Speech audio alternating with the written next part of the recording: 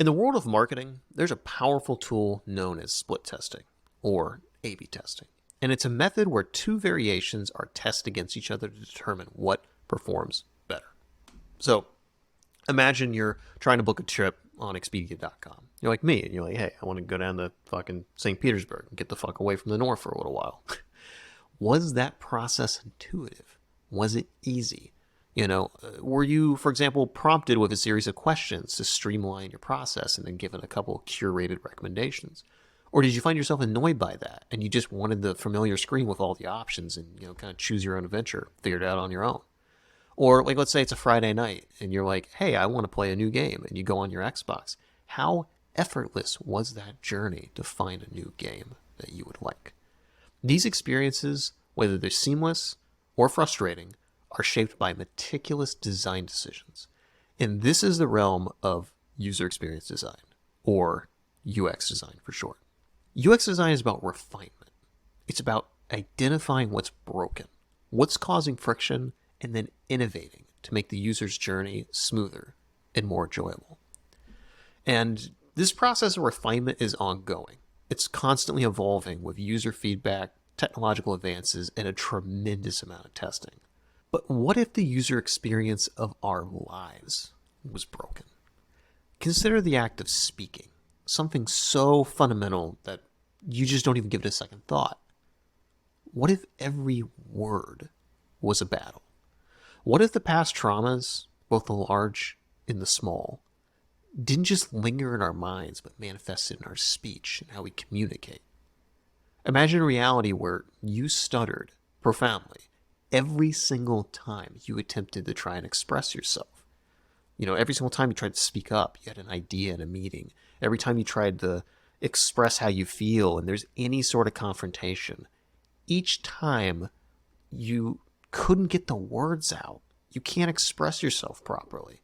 And with every failed attempt, it's not only reinforcing your fears of that, but also amplifying all these feelings of self-doubt. It's like this relentless internal voice in the back of your head, just gnawing away, constantly just saying, you're not enough, and you never will be. That's a fucking heavy, heavy burden.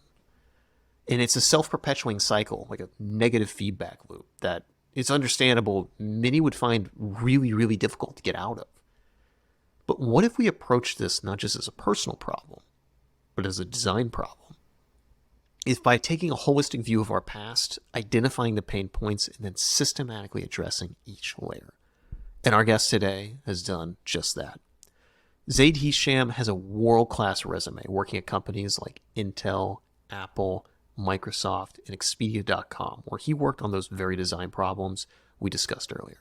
And he's harnessed his expertise in design to reshape his own life, confronting and overcoming his challenges one layer at a time. And now he's on a mission to empower others to do the same. In this episode, we deep dive into Zaid's transformative journey, not only in his past, but we also explore his current daily battles, including imposter syndrome and a lot of that negative self-talk. We explore quite a lot, including the complexities of stuttering and the journey to resilience, the lasting impact of adverse childhood experiences, the interplay between ADHD, procrastination, and the fear of failure, and the unique challenges of solo entrepreneurship while also struggling with all those previous things. And it is mighty difficult. One of the things that I love most about talking with Zaid is his depths of knowledge in this space. Like, it is vast. The amount of research and material he's done is pretty nuts, like both the mainstream and the incredibly obscure. There are times when we are talking and routinely where he'll just throw out some marketing guy or some self-help guy from 60, 70 years ago. And it's just, I've never heard of this person before. And it's fascinating. And I go and I research it and I'm like, oh, okay. That person that's a big speaker right now, like, this big author, that's where they got their ideas from. And you start to see, how a lot of this knowledge, unfortunately, has been known for a long time, but it's just kind of been lost in obscurity. It's not been amplified. And I think that's one of the really cool things about this space is that we're opening up this conversation about mental health and bringing a lot of this stuff to the forefront, and it's get the attention that it needs. But I always come away with every talk with Zaid having at least one or two books that I'm like, I need to read this shit, and I think you will too. So, anyway, with all that said, let's dive into this. I bring you the ever resilient, ever evolving Zaid Hisham. How's that been? You've been doing the live streams like every day. How has that been for you? Yes, live streams are easy. So there's this weird thing, man. It's so weird. It's so weird when I have an audience and I'm like talking to people. Everything's great, but partly it's because there's the power dynamic. Because I'm presenting, but my speech is it has a lot more turbulence when I'm, say, in front of like a manager or somebody, or like, you know, a police officer or a manager or somebody who has some sort of authority. Make sense? Yeah, it does. So, like in the case of right now, do you still feel that way? Like you and I just No. talking like normal. You never feel that way, or you don't come off that way. But like if we're recording, is it any different? It feels different. At the same time, the fact that I'm recording, it's like I'm like performing almost. So it actually helps. Interesting. So you don't really have like performance anxiety in that way. Like how does that differ? No, like, no. Huh. So what? So how is that? God. Like you know, so you're someone who like has Yeah. historically had a stutter and like and yet you don't necessarily have performance anxiety. That seems like the opposite. Most people would assume that the stutter comes from this anxiety and it comes from this like need to perform or like a fear of like fucking up, but like for you it's not that way. Does. Yeah, I think it. Yeah, I've spent a lot of time thinking about this and talking to other people or listening to other people in like this recovery group I'm in, and it really comes down to who's in front of me. Like, so for example, when I went to London a couple months ago, it was this new thing, right? So I treated it as like, oh, all these people are like new, and the people in the program, they're kind of like my friends because I've talked to them via Facebook. So I would say it. I think it connects with the amount of stress or anxiety that you're under. Also, I'll give you an example. Okay. When I was working in Seattle, I had a lot more turbulence in my speech because I had put myself, you know, sort of under everybody in my mind, that I am the new person. I don't have the experience. I don't have the degrees. I don't have this. I don't have that. And again, these are things that we do to ourselves, right? Nobody tells us these things. So in situations where you judge yourself as lower or being subject to somebody else's whim or somebody else's authority or somebody else's judgment or criticism in some way, for me at least, for me, I don't know how it is for other people who stutter, my turbulence is really bad. So in a place where I don't know what I'm doing, where I'm under the gun, where everybody's looking at me and I have to present. So for example, something I'm not confident about is like in a certain case, if you're new to a team, for example, and you have to do some design work, some UX design work, if you're new to that and you really don't know what you're doing, and that can be true. Like you can at times not know what you're doing. It's okay though. uh, and you have to present, and you don't really know like, well, what am I supposed to do? Like,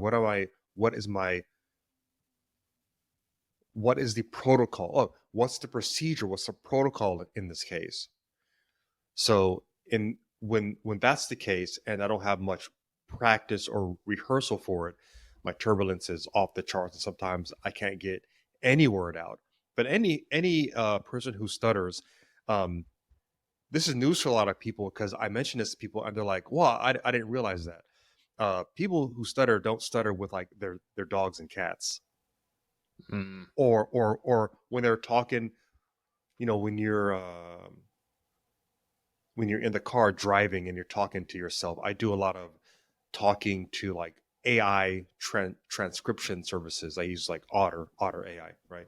Yeah, And yeah, yeah, and you can just freely talk unless there's something internally, like there is some emotional attachment. There's some emotion, negative emotion attached to a situation or word. So if you have some stress or anxiety around the word, you'll stutter on that word. If you have anxiety or stress around a certain person, you'll stutter around that person. Does that make sense? yeah, yeah. It Makes does. sense? Yeah. Yeah. So it's so in that way, stuttering is very situational.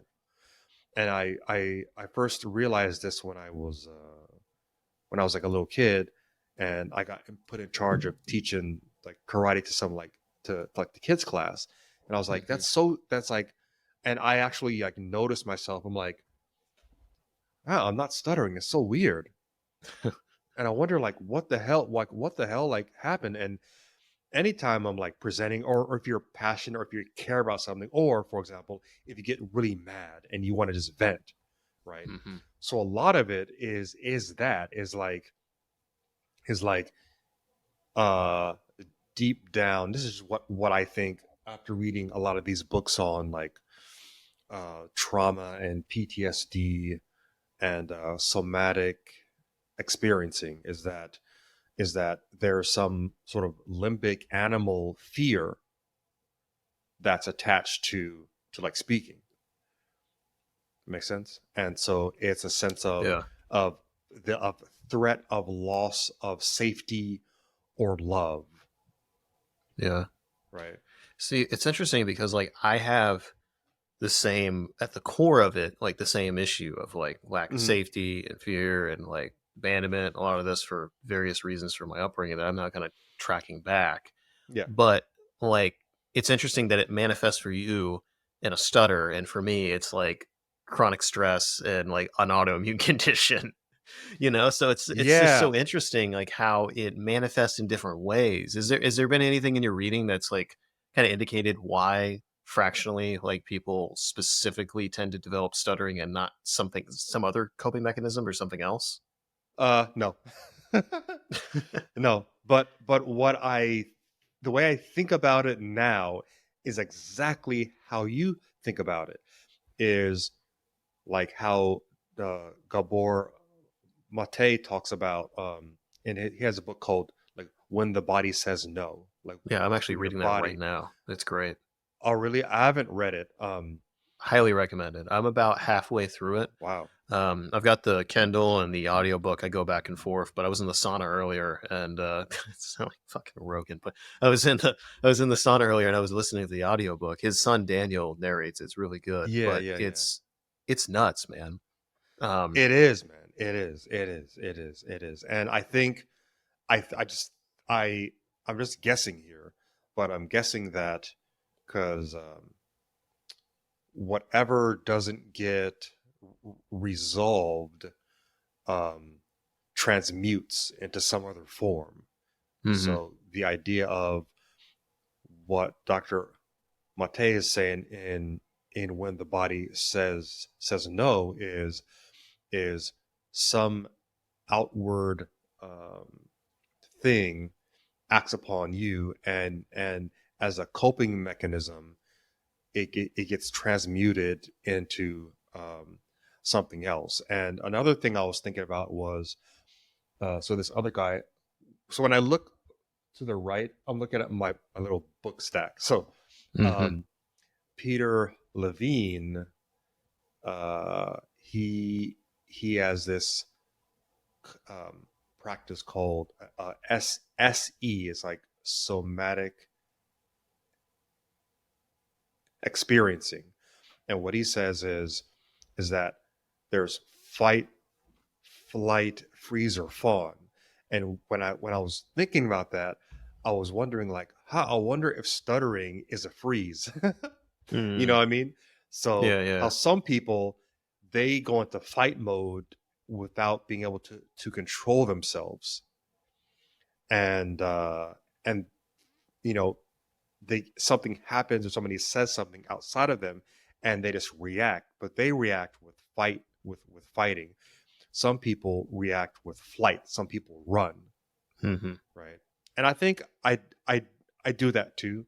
I very rarely like fight, but I think Mm. I also do a lot of fleeing, and I think a lot of my moves in my life, when I think about them, have also been a form of fleeing, like Mm. deep down, right? All right. So I think that it's possible that stuttering is goes into the box of of freeze, like Mm. freeze response, because what's going on is your brain is freezing because you can't think of. It's like your body's is betraying your brain because your brain is saying breathe or move, and your body just Mm-hmm. won't do it. So it's a very frustrating thing to deal with, because you want to say something and your body won't do it. Your body is literally telling your brain no, Mm. or your Yeah. mind no. It's like no, like I'm not going to do this, right? And then you leave, like you get out of whatever circumstance you're in at the moment, and you go back home, and you're like, oh, I can say that word again. And it also it's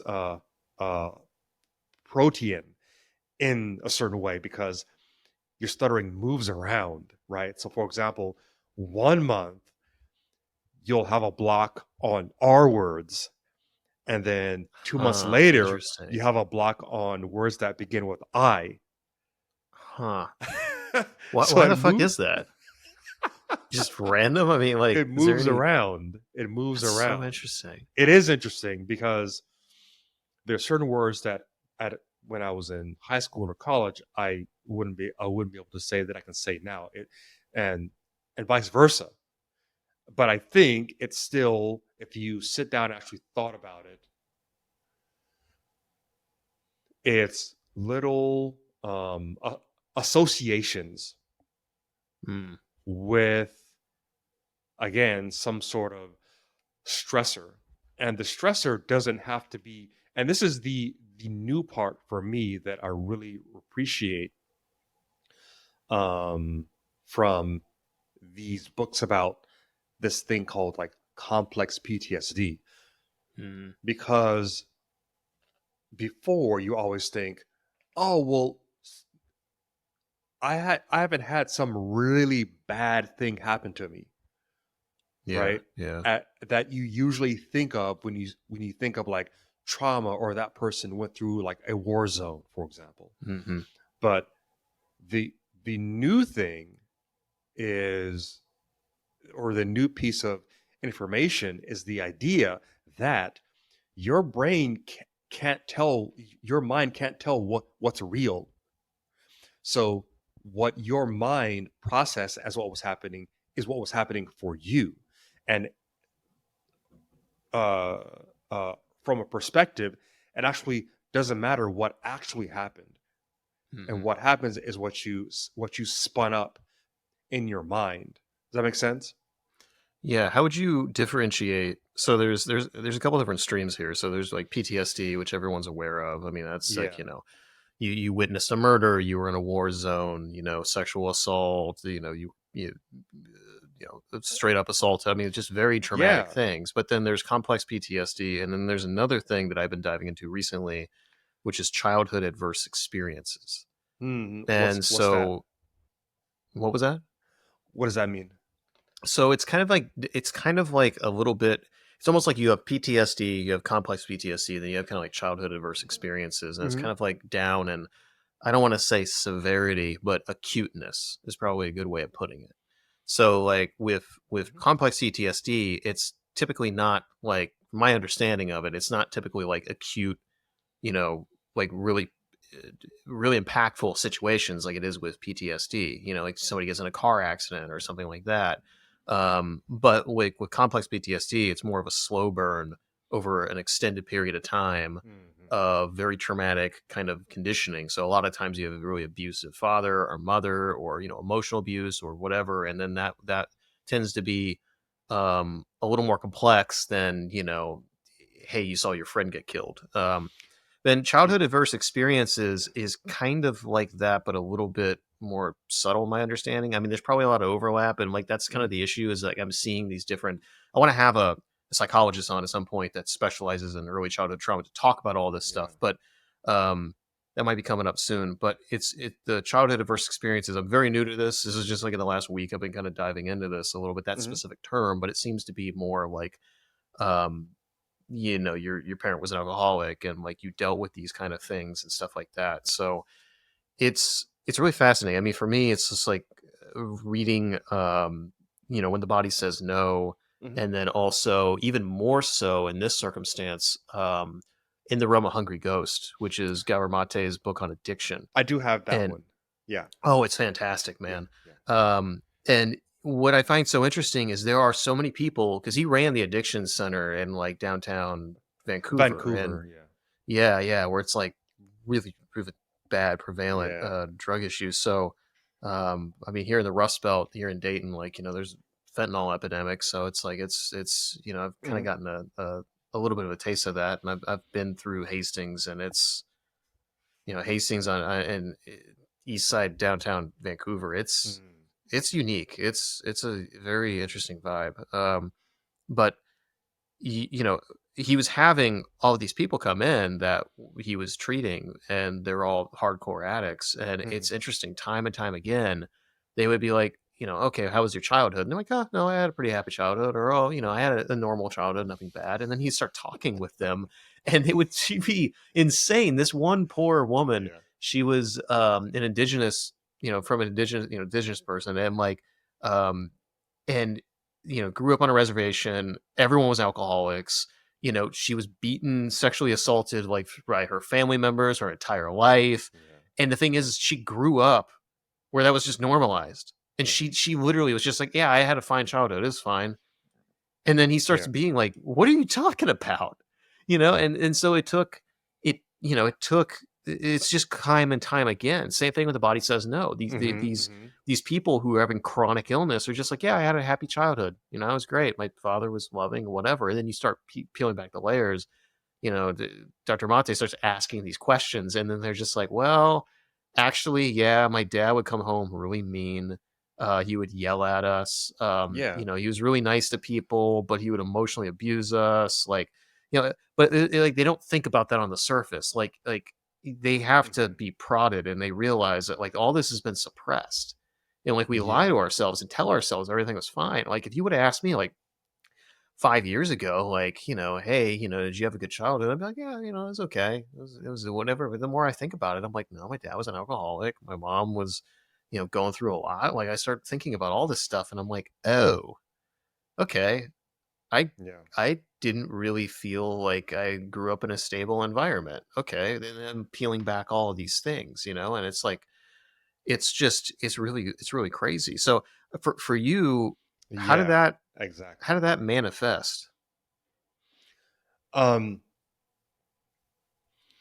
well, this is why I think um, I got so many, I call them clues. I go and read these various people, right? Yeah, And then yeah. I try to piece it together in my mind. And that's why I really like that complex PTSD concept, because what makes it complex is that it's something that that you partly spun up in your mind. So that's one.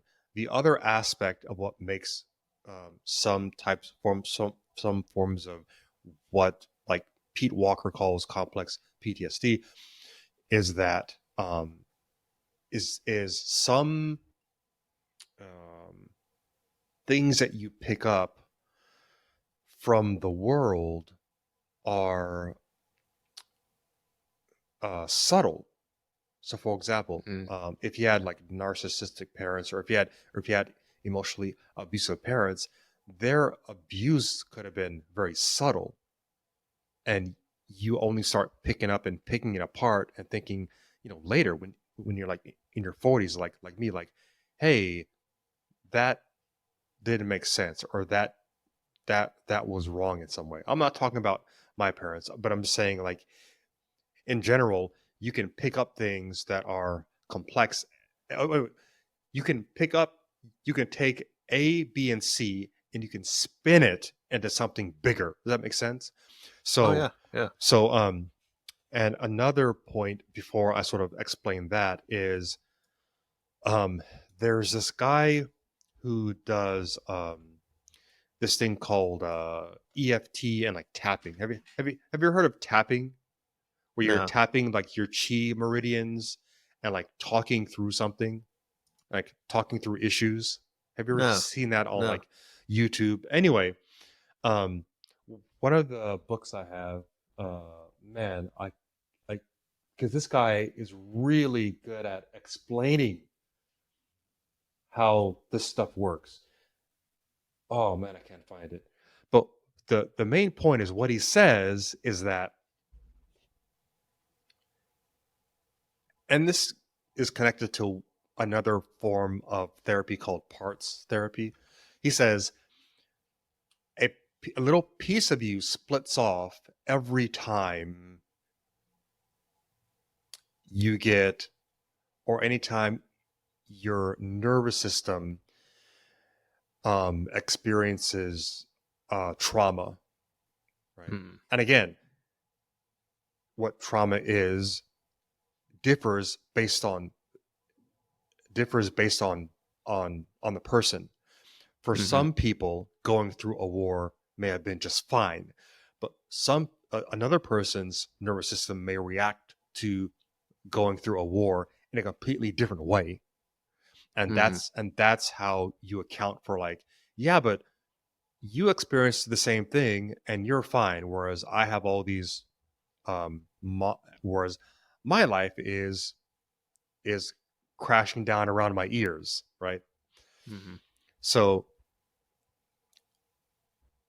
I asked him, like, well, when does that end? He says it doesn't end. So even if you're an adult and something traumatic happens to you, you get mugged or you get robbed, you get into a car accident, a little piece of yourself spent sort of like gets spun off and stays at that age, Mm-hmm. and stays at that age. So they talk to you with the same sort of fear as somebody at that age would have, right? And so they'll say, don't get back in that car, or watch out, don't drive too fast, for example, right? Mm-hmm. And you'll in your mind you'll have this vision of this like insanely bad car accident, but you're only going like 10 miles per hour. And so that's where the outsized reactions come from, because I have a lot of reactions to people that make no sense. Like, I have a physical like fear of getting like beat up or beat down for Mm-hmm. like when I just like ordering coffee. Whereas Mm-hmm. like I intellectually I know I'm just ordering coffee, or I'm just taking my car in to get serviced. But interacting with, either a sales rep or a service rep or another person at checkout, or at the store, sometimes my stuttering gets triggered because I have a physical level of like fear, right? And yes, I can manage it because I'm telling myself I'm just at Whole Foods, I'm just at, you know Costco, Costco. It's just Costco.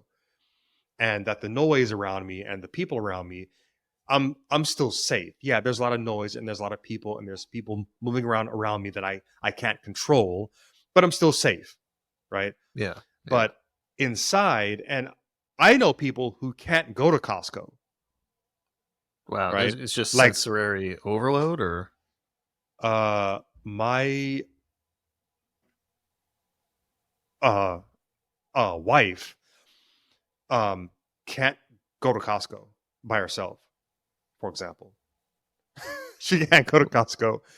what Yeah, what it's what what amazing. what is that reaction for her? Where does that stem I from? think I don't know, man. I don't know. I think she said it's because she just has some bad times going to Costco with her dad and stepmom, when she was a Huh. kid. So she can't go to Costco. I asked her, she can't go. So she has to go like with me or with like me and the kids. Make sense? Yeah, I think Yeah. so. So and to me, that doesn't bother me. I'm like, yeah, I understand. Because listen, man, I spent half of my life avoiding talking. So I'm not going to tell somebody, no, you have to go to Costco. You have to go to Costco because I know how it feels because I have Costco's. I have Costco's. It's like that guy. There's this comedian. I think his name is Bill. Oh man, what's the guy's name? Oh shoot. Talking about Bill Hicks, or Oh no, not that. Edgy. It's more like a family. Uh, oh, I have no idea. That I'm the last it's person to it's ask the for guy. that. No, it's the it's the guy who talks about food all the time. What's that guy's name? Oh, dude, I don't know. Oh, you talking about the Jim Jerry Seinfeld? Gaffigan. What's the deal with No, it? Oh, yeah, okay. Jim Gaffigan. So he has a skit about McDonald's, and so he breaks down that you turn your nose up at people who eat there, but everybody has their own version of, of McDonald's that doesn't make sense. So, for example, if you go to Jamba Juice and you think, oh, I'm eating something healthy, yeah, Jamba Juice is loaded with Sure. sugars and carbs. Yeah, yeah. So he's like, that's McDonald's. That's the same thing. It's just a different version of it. So everybody has their different versions of something that they do that's not really good for you, right? So everybody Yeah. has their own version of Costco. Hmm. Everybody has their own version of uh, I'm not going to do that. Hmm. You know, which to other people seems like a perfectly normal activity, something that you have to do to to get your uh you know to actually have a life. So for example, like a lot of people don't like to do their taxes. That's Costco. A lot of Yeah. people don't like to. It's Yeah, torture to me, man. yeah, I can't fucking stand it. it's torture. A It's lot just of complete torture. Yeah, a lot of people don't like to pay bills. A lot of people. Hey, listen. I I had a Costco type behavior with getting the mail. I used to for years. I until about maybe four, yeah, until about 5 years ago, I used to avoid the mail. I would You, not check the mail. I would you not just do it. worried that like it would be something Yeah, bad. yeah, like Yeah, you that. just It was like that it was like a some crazy bill, right?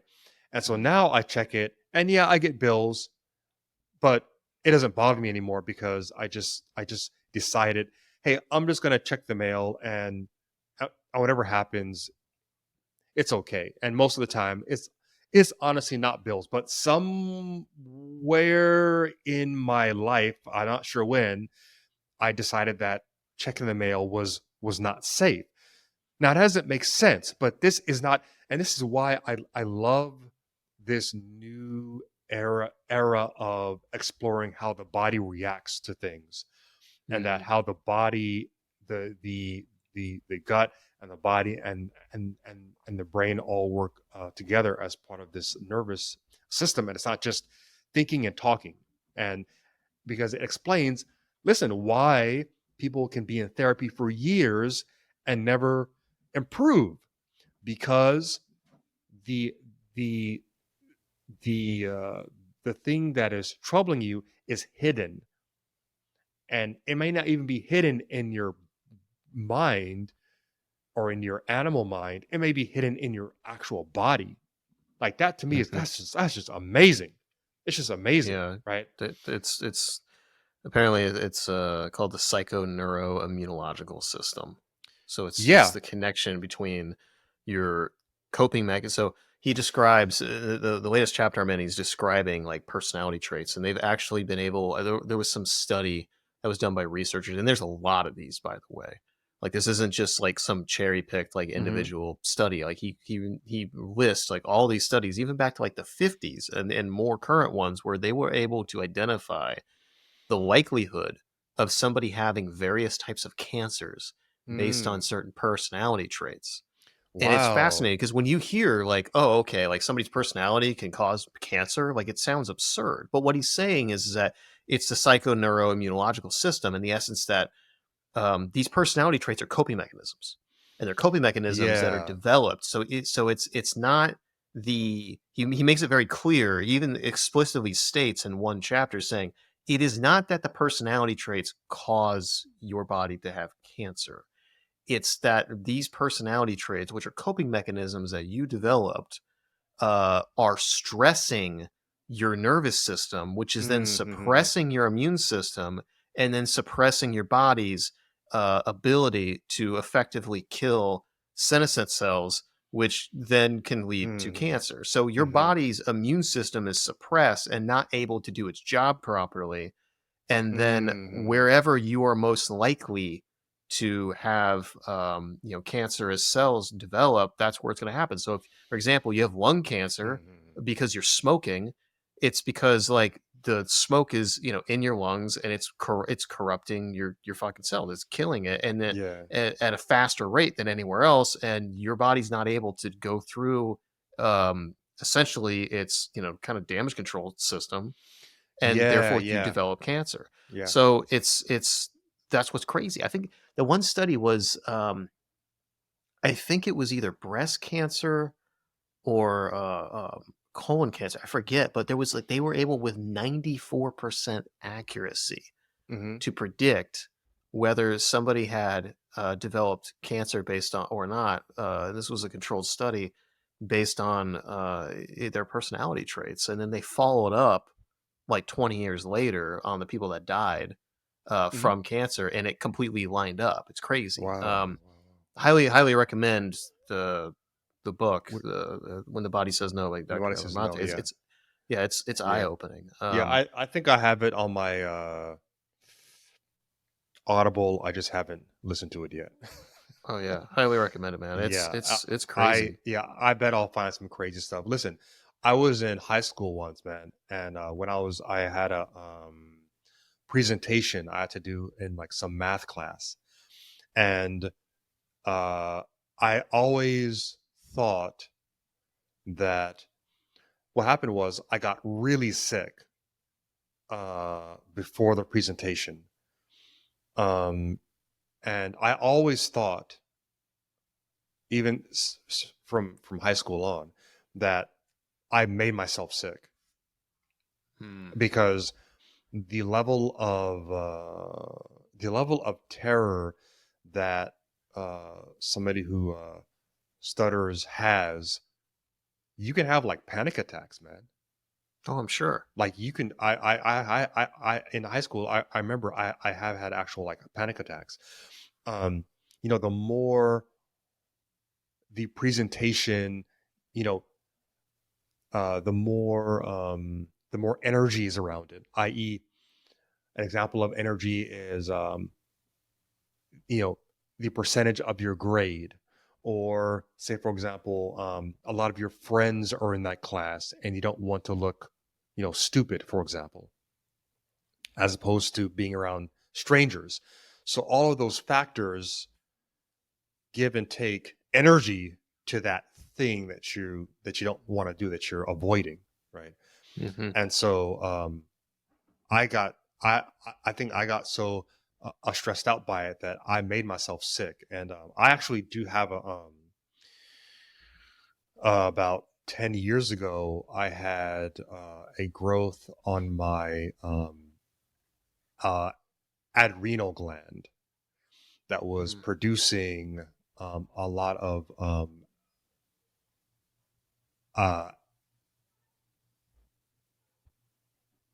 uh, the hormone that your adrenal produces. Um, Cortisol?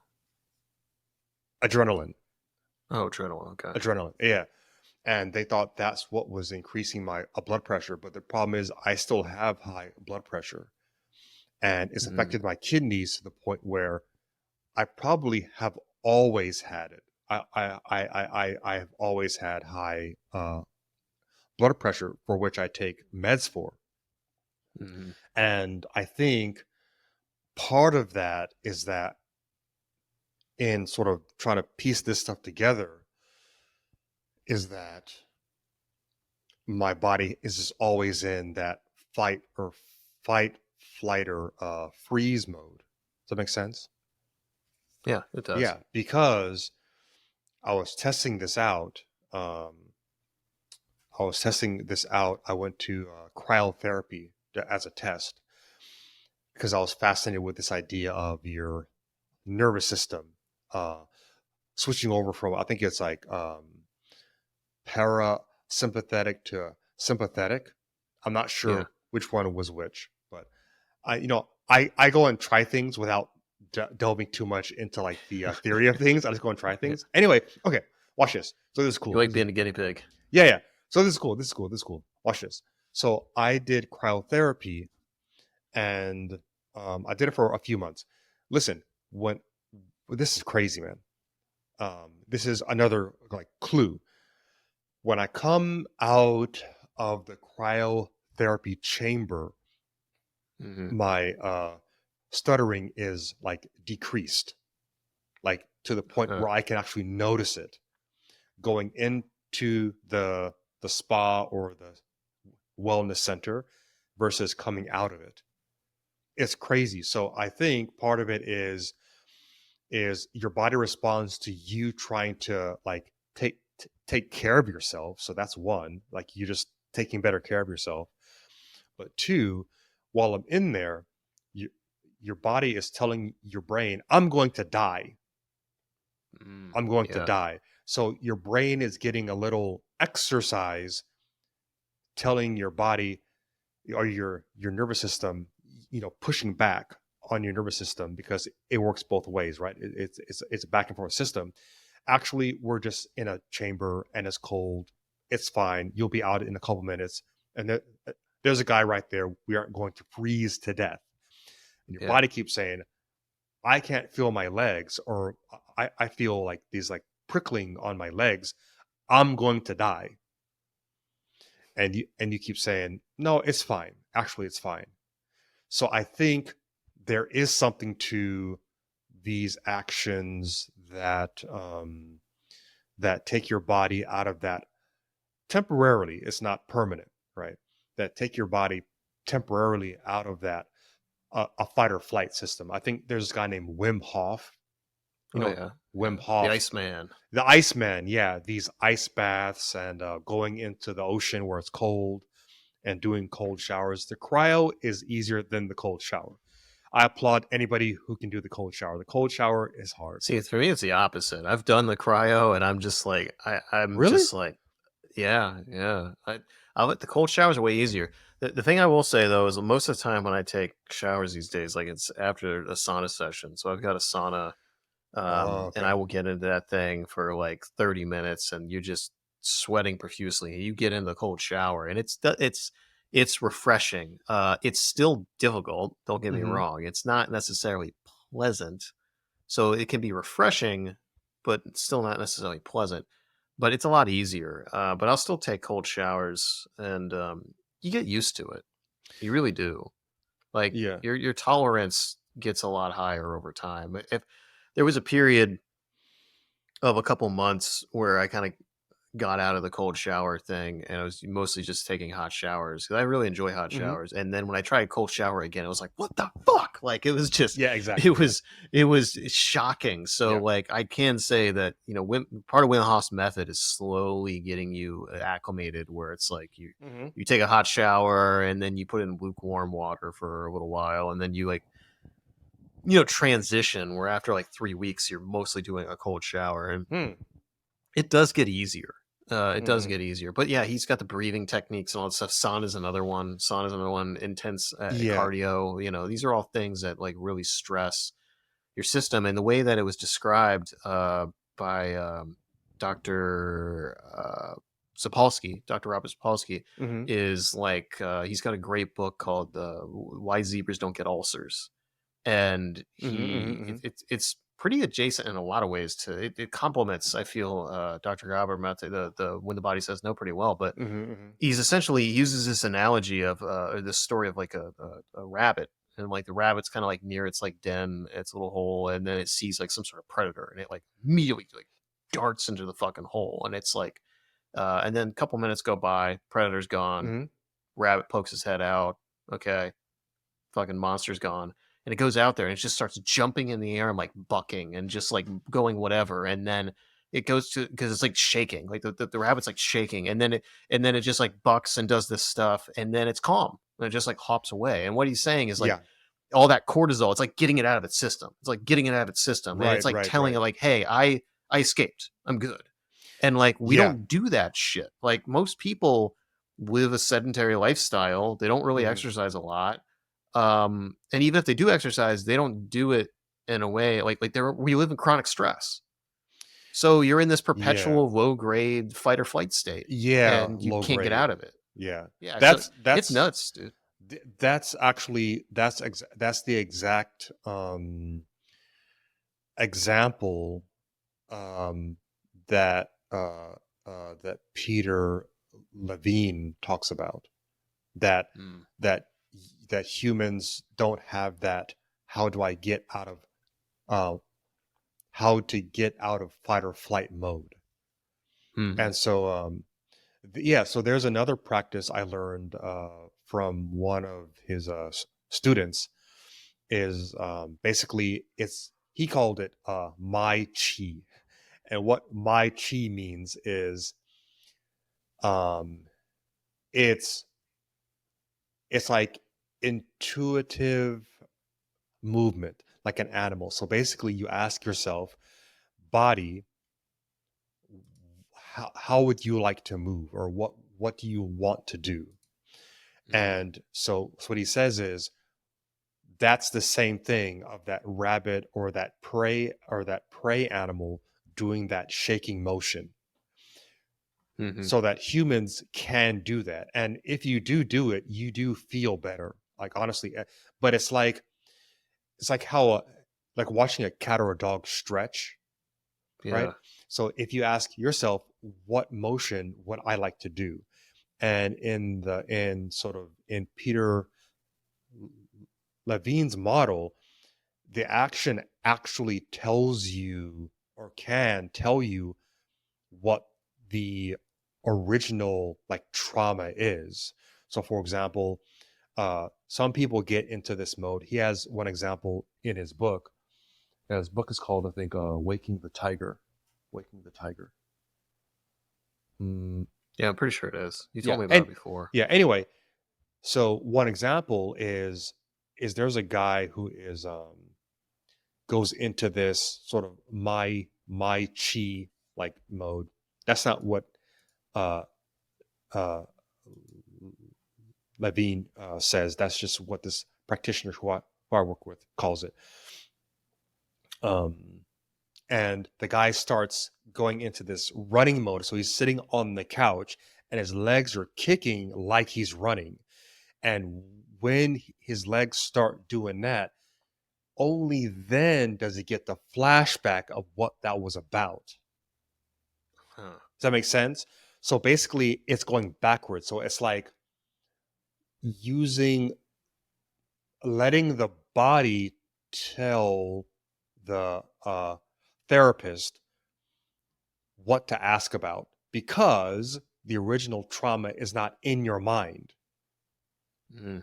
So there's no amount of talk therapy that can access it, because it's not in your mind. It's in, I mean, yeah, yes, it's still in your nervous system, but it's not in your brain in terms of like thoughts. Like, I remember this thing happened to me, right? It can be beyond that, right? Or it can be something that your brain didn't process, that doesn't put in the category of, oh, that was bad, right? It's just like the example of the Native American who says, yeah, well, come to think of it, all these other things happened to me as well, but I don't put them in that box of like, that was bad, because that's just how it is what it is, right? Yeah. Exactly. And that was So, actually something that mhm, Guy Vermonte talks about a lot. Is that sentiment of "it is what it is prevalent among mm, a lot of these people mhm, because that's their coping mechanism. Like he calls it a kind of stoic, mm, non-emotional coping mechanism, and I mhm, definitely have that, mhm. where like I suppress a lot of my emotions and anger, and I do too. Yeah. yeah, and like I just but see, I fooled myself for so many years up until recently thinking that that was a strength. Like this kind of stoic Marcus Mm, Aurelius kind of mhm, perspective of like, okay, people around me are not living up to the standards that I would like, or like, I have clients that I feel like are really like dropping the ball or this and that. And but I understand, see, that's where the empathy and the intuition, which I feel like are kind of my superpowers, mhm, there's a dark side to it. And the dark side is that I can often be too empathetic and too understanding of people, and I don't set boundaries.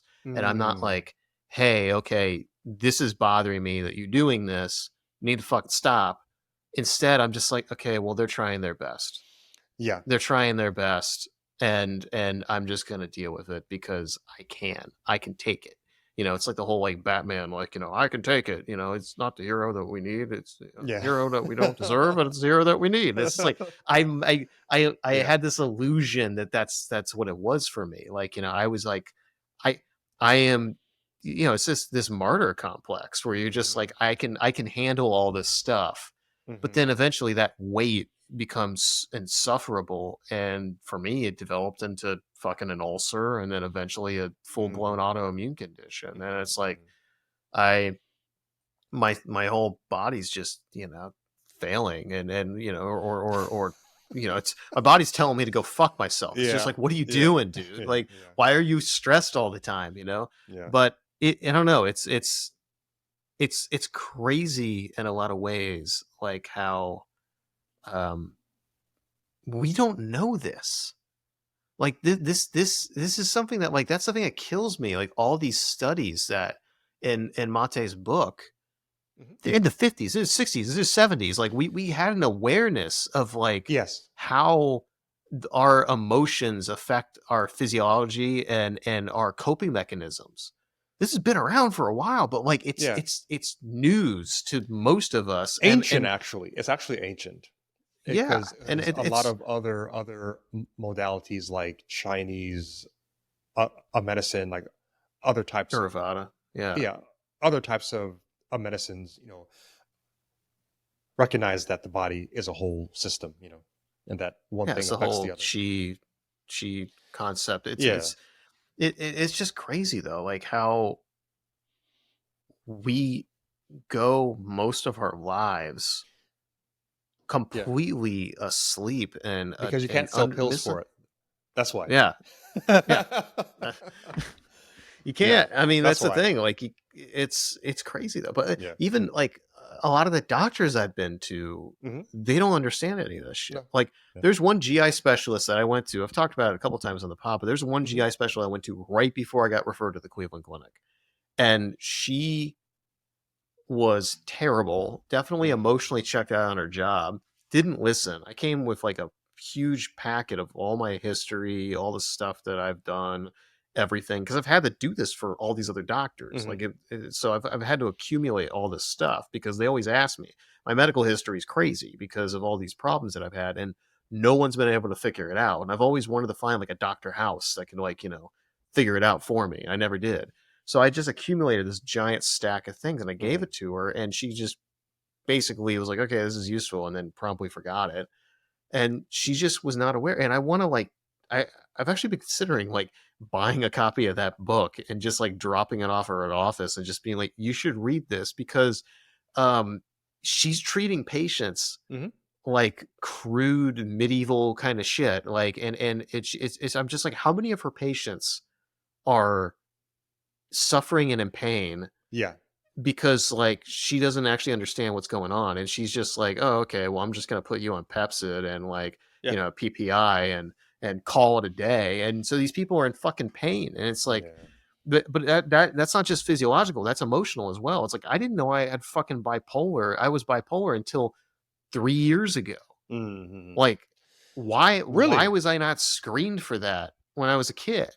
Why are we like, I wasn't diagnosed with ADHD until I was like 23. Right, Like, right. Yeah, I makes sense. Jesus Christ, dude, if I would have known that at a younger age, I would have been it would have Mm. changed my fucking life. Yeah. Like, I wouldn't have had all this like kind of like self hatred, I guess. Like just feeling like, I think Mhm. self-hate is strong for me No, that because I no. because I Yeah. well, what I'm saying is I have like that it's a too. spectrum, but like I think that might be a little strong because I do know people that fucking hate themselves, and it's like Mm. the level of negative self-talk they have very different than me. Mhm. Me, it's Mhm. more just like, I can do better. Mhm. Like, you should be able to do better. It's not like you're a piece of shit, like like this super negative, nasty. I don't have that, Mhm. but it's like, I know I'm capable. I think that's the problem. Like, people Mhm. that hate themselves, like, they don't think they're capable and they hate that about themselves. I know I'm capable, and that's why I'm frustrated with myself Mhm. because I know I could be doing better. And that was me like in my teens and my early 20s. Like, I'm just like, I could be doing so much more. And even though like looking back, I did a lot for that at my age, but I was bouncing from thing to thing to thing and not getting traction. You and I talked about that in the first episode we did together. Like, why I wanted to start this podcast, Yeah. was to follow through. And so it's just like, Yeah. it's nuts that you and I have had to spend like 20 fucking years reverse engineering all this shit Yeah. Yes, when man. ideally, like, we would have an education system and a medical system where you grow up and they'd be like, hey, you might have ADHD. Mhm. Hey, Mhm. you might, Yeah. we noticed that you have a stutter. Here's why. Here's some things we can do. We can help you. And instead, we got to figure this fucking shit out on our own. Yeah, yeah. You know, Yeah. it's absurd. And most people don't figure it out. I've talked about it before, I think, but like my former neighbor at the last house we had, her name was Christine. Mhm. Wonderful fucking woman. Retired, just spent most of her time like volunteering at animal shelters and stuff. Wonderful woman. Mhm. Mhm. This poor, I knew her the last like year and a half of her life.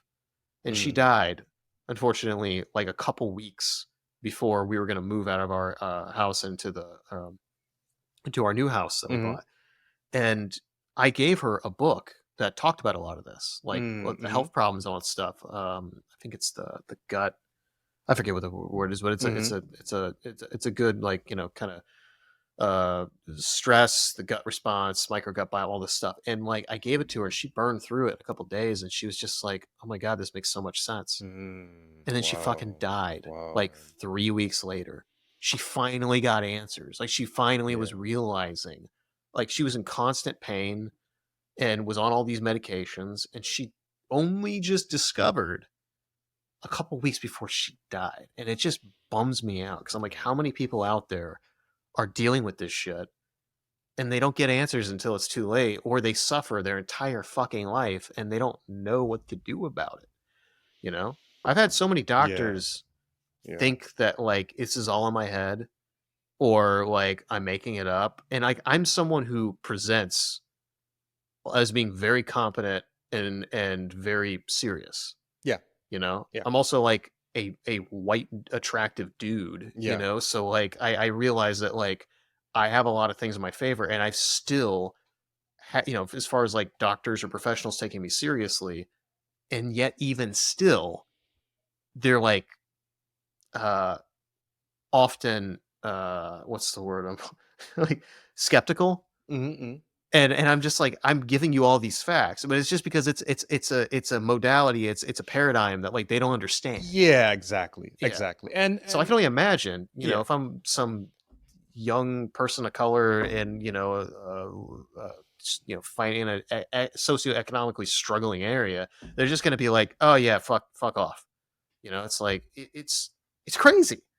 It's nuts. yeah, yeah. And also, there's the fact of what you know, what does what you are presenting to me as a doctor have to do with me getting paid? Mm, Because a lot of people do things for, I don't say the wrong reasons, but for reasons other than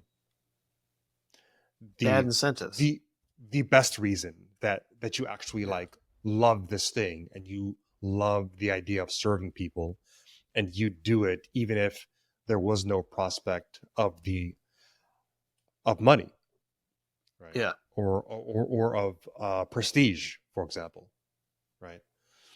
So yeah, I think man, there was something I was going to mention. Oh, I was going to ask, how do you, what type of examination do they give you for bipolar? Like, what do you take a test, or do you go and talk to somebody for a few sessions and they sort of think it through? How does that work? What it was for me is I had, so to give you a little bit of context, Hmm. I got diagnosed with ADHD when I was like 23, I believe. Got put on Adderall, Hmm. and I originally kind of came to that conclusion because a buddy of mine like gave me some of his Adderall, and he was just like, "Hey," he gave me like, I know, super sketchy, illegal, allegedly, but Yeah. anyway, like he's just like, "Hey, I think you should try this because I think you might have ADHD. I want to see if it helps." And so he gave me some, and like I tried it for like 2 days. I was like, oh my god, it's like I just woke from the Matrix. Like But I was so effective, but what and it wasn't what happened? Like, what happened? Like like what? when I I'm took very, the ADHD. yeah. I'm very, I want to know like what actually happens to people when they take Adderall. Well, there's Curious two about there's two this. things with it. Okay, so there's Yeah. two things. When you've never taken an amphetamine before, Hmm. you're gonna have this like blissful high. And you're just gonna be like, because you feel good. You have all this dopamine. Like you gotta also understand, like people like you and me have ADHD, like we have a deficit of dopamine. Like we've Hmm. got basically leaky plumbing. Like the dopamine doesn't go, the neurotransporters don't go to the right place. It's very inefficient. So if you think about it as like, instead of like most people having like a rifle, Hmm. like, and shooting dopamine from one neurotransmitter to another, and it gets there very effectively and efficiently, we've got like a shotgun where Hmm. like a buckshot where like some of the bullets go on the target, but a lot of them go all over the place. And it's just not effective. So what happens is that Adderall is two things. Hmm. Like it is a releaser of dopamine, and it also is a dopamine reuptake inhibitor, which basically means that it slows down and inhibits your body's reuptake of the dopamine. So basically, think of it as like a leaky pipe, It stays in and your you're like, system longer, something like that. yeah, yeah, yeah. So you're able to Oh, okay. utilize that dopamine for a longer period of time. So, like for me, what that basically did was make it so that I was able actually to focus. So part of the things with ADHD for me is I would Oh, be like, okay. okay, this thing and this thing, and then, for example, doing your taxes, or like for example, Yeah. writing a difficult email, like a Yeah. difficult Yeah. email. Yeah. I would Yeah. sit there and I'd be like, man, I don't know how to explain this. And you got to sit there and you got to think through it all. And like writing an email, I would sit there and I'd rewrite it. I'd rewrite it and I'd rewrite it because this isn't good. I'd sit there and I'd do for like an hour, I'd rewrite an email. But then when you're on Adderall, you're just like, okay, this is what I Hmm. want to say. Do. Read it over one more time. Okay, good. Send. Go. Because Wow. like you have enough dopamine to be able to follow through and not feel the weight Uh of huh. a lack of dopamine. So dopamine for Hmm. me, how it's manifested with my ADHD is like, okay, well, this, you know, I'm doing this thing, I'm bored. and then like I don't have the ability to concentrate on something. But then I'm like, oh, I'll get a notification on my phone. Okay, fuck. Okay, that's interesting. And then I'll go check the notification now, and then the notification will say something, and then I'll like check my messages. Be oh, okay, somebody Mm-hmm. texted me something. I'll get to that, and then I'm like, fuck. Okay, I'm hungry. Okay, I'm gonna go downstairs and I'm gonna go do this. You're constantly going from one thing to the next because it's exciting. It's like a novelty. It's like you need something to give you dopamine, Mm-hmm. because otherwise, like you have a deficit of it, and you just feel like depressed and like sad, and like you just feel like bored, really, and Mm-hmm. like you just can't follow through. You just like I don't want to deal with this right now, and so you're looking for something more interesting. But when you take Adderall, there's two things. Like the first time I took it, it was like this euphoric high. Like, oh my god, I feel amazing. I didn't realize like what I was lacking, and that's how a lot of people get addicted. Mm-hmm. But that once you build some tolerance, that goes away. Mm-hmm. But but what it does do is make you focused and have the energy to be able to follow through on things. The dangerous trap Yeah. for me with that stuff is that it makes you very achievement focused. And you have so much like you now you can follow through on things, but because you can follow through on things, you can get like an extra bump every single time you accomplish something. Mm-hmm. And it kind of it's almost like it puts blinders on, where Mm-hmm. like that's the way of the longer I was on Adderall and the more that I was um just building my business and doing all these things, it was almost like you got like things, everything outside of your peripheral view, like Mm-hmm. everything that just starts to blur, and then it's Mm-hmm. almost like it just narrows and narrows and narrows and narrows, and then you just go down a straight path, and Okay. all you give a shit about is like achieving whatever thing. And Mm-hmm. like to me, I think back uh in horror at like some of the things that like I did or said, just from like from a business perspective, just like I was so focused on whatever the fuck was in front of me and just doing that, I didn't realize like how I was coming off, or I didn't realize how that would affect me in other ways. Like I didn't give a shit if I didn't sleep at night. I didn't give a shit if I didn't like eat well. I didn't give a shit Mm-hmm. about any of this stuff because I'm just like, oh, I just need to work on this thing. And Mm-hmm. what happened is that that tied in with, Mm-hmm. and there's people that I know that are on Adderall that have ADHD and they don't have any of these issues. Like they're chill, they're Mm-hmm. calm. But for me, that plus these really bad coping mechanisms of feeling like, okay, it's never good enough, or I constantly have to be working on something because like I have to constantly be doing something because I have to like justify like things, and like all of this all came together where I was just overworking myself and like just completely Mm-hmm. tapping from an empty well. So fast forward, I got off Adderall when I left my business. And I did the RV trip, and um, I had so much novelty. Like every day was new and stuff. I didn't really need it Right. because Makes I was still sense. getting that natural kind of like kick from it. Yeah. Yeah. Yeah. But then fast forward to like me coming back and like starting consulting and working again. Like when I came back to Dayton, um, it was difficult because now I was pressed with like having to do all these things that, drudging through the drudgery, like doing the boring shit, chop wood, carry water every day, answering these emails that are kind of annoying, or doing this or doing that, or like having to have difficult conversations and thinking about how I had to do it. Like these are all things I just didn't want to do. Mm-hmm. Most people don't want to do. But when you have ADHD, you're just like, oh, okay, I'm going to do this thing instead. And Mm-hmm. so it got to the point where I would go through these crashes where I would just like work all day, all night Mm-hmm. for like days or weeks at a time. And then I would just emotionally be and physically be so exhausted. I would just crash and I would just be like depressed. And my body would fail me. Like my body would just like, I would get horribly sick. Usually it would be like, usually it would be like sinus infections because like my sinuses would get so inflamed. Um, but what ended up happening is my doctor noticing these my psychologist I would see noticing these signs Mm-hmm. eventually was like, I yes, you have ADHD, yes, you've got some of the other things, but I suspect that you may be bipolar, Hmm. because he's like, I see these trends, and if it was just Adderall and just ADHD, you wouldn't be having like these periods of like staying up all night for days or weeks at a time and then like crashing, you know? So I'm just like, yeah, you might have a point. So like, I had never considered that. And Mm-hmm. so I went to a psychiatrist, like to answer your question, I went to a psychiatrist and I told him what my doctor, my psychologist said.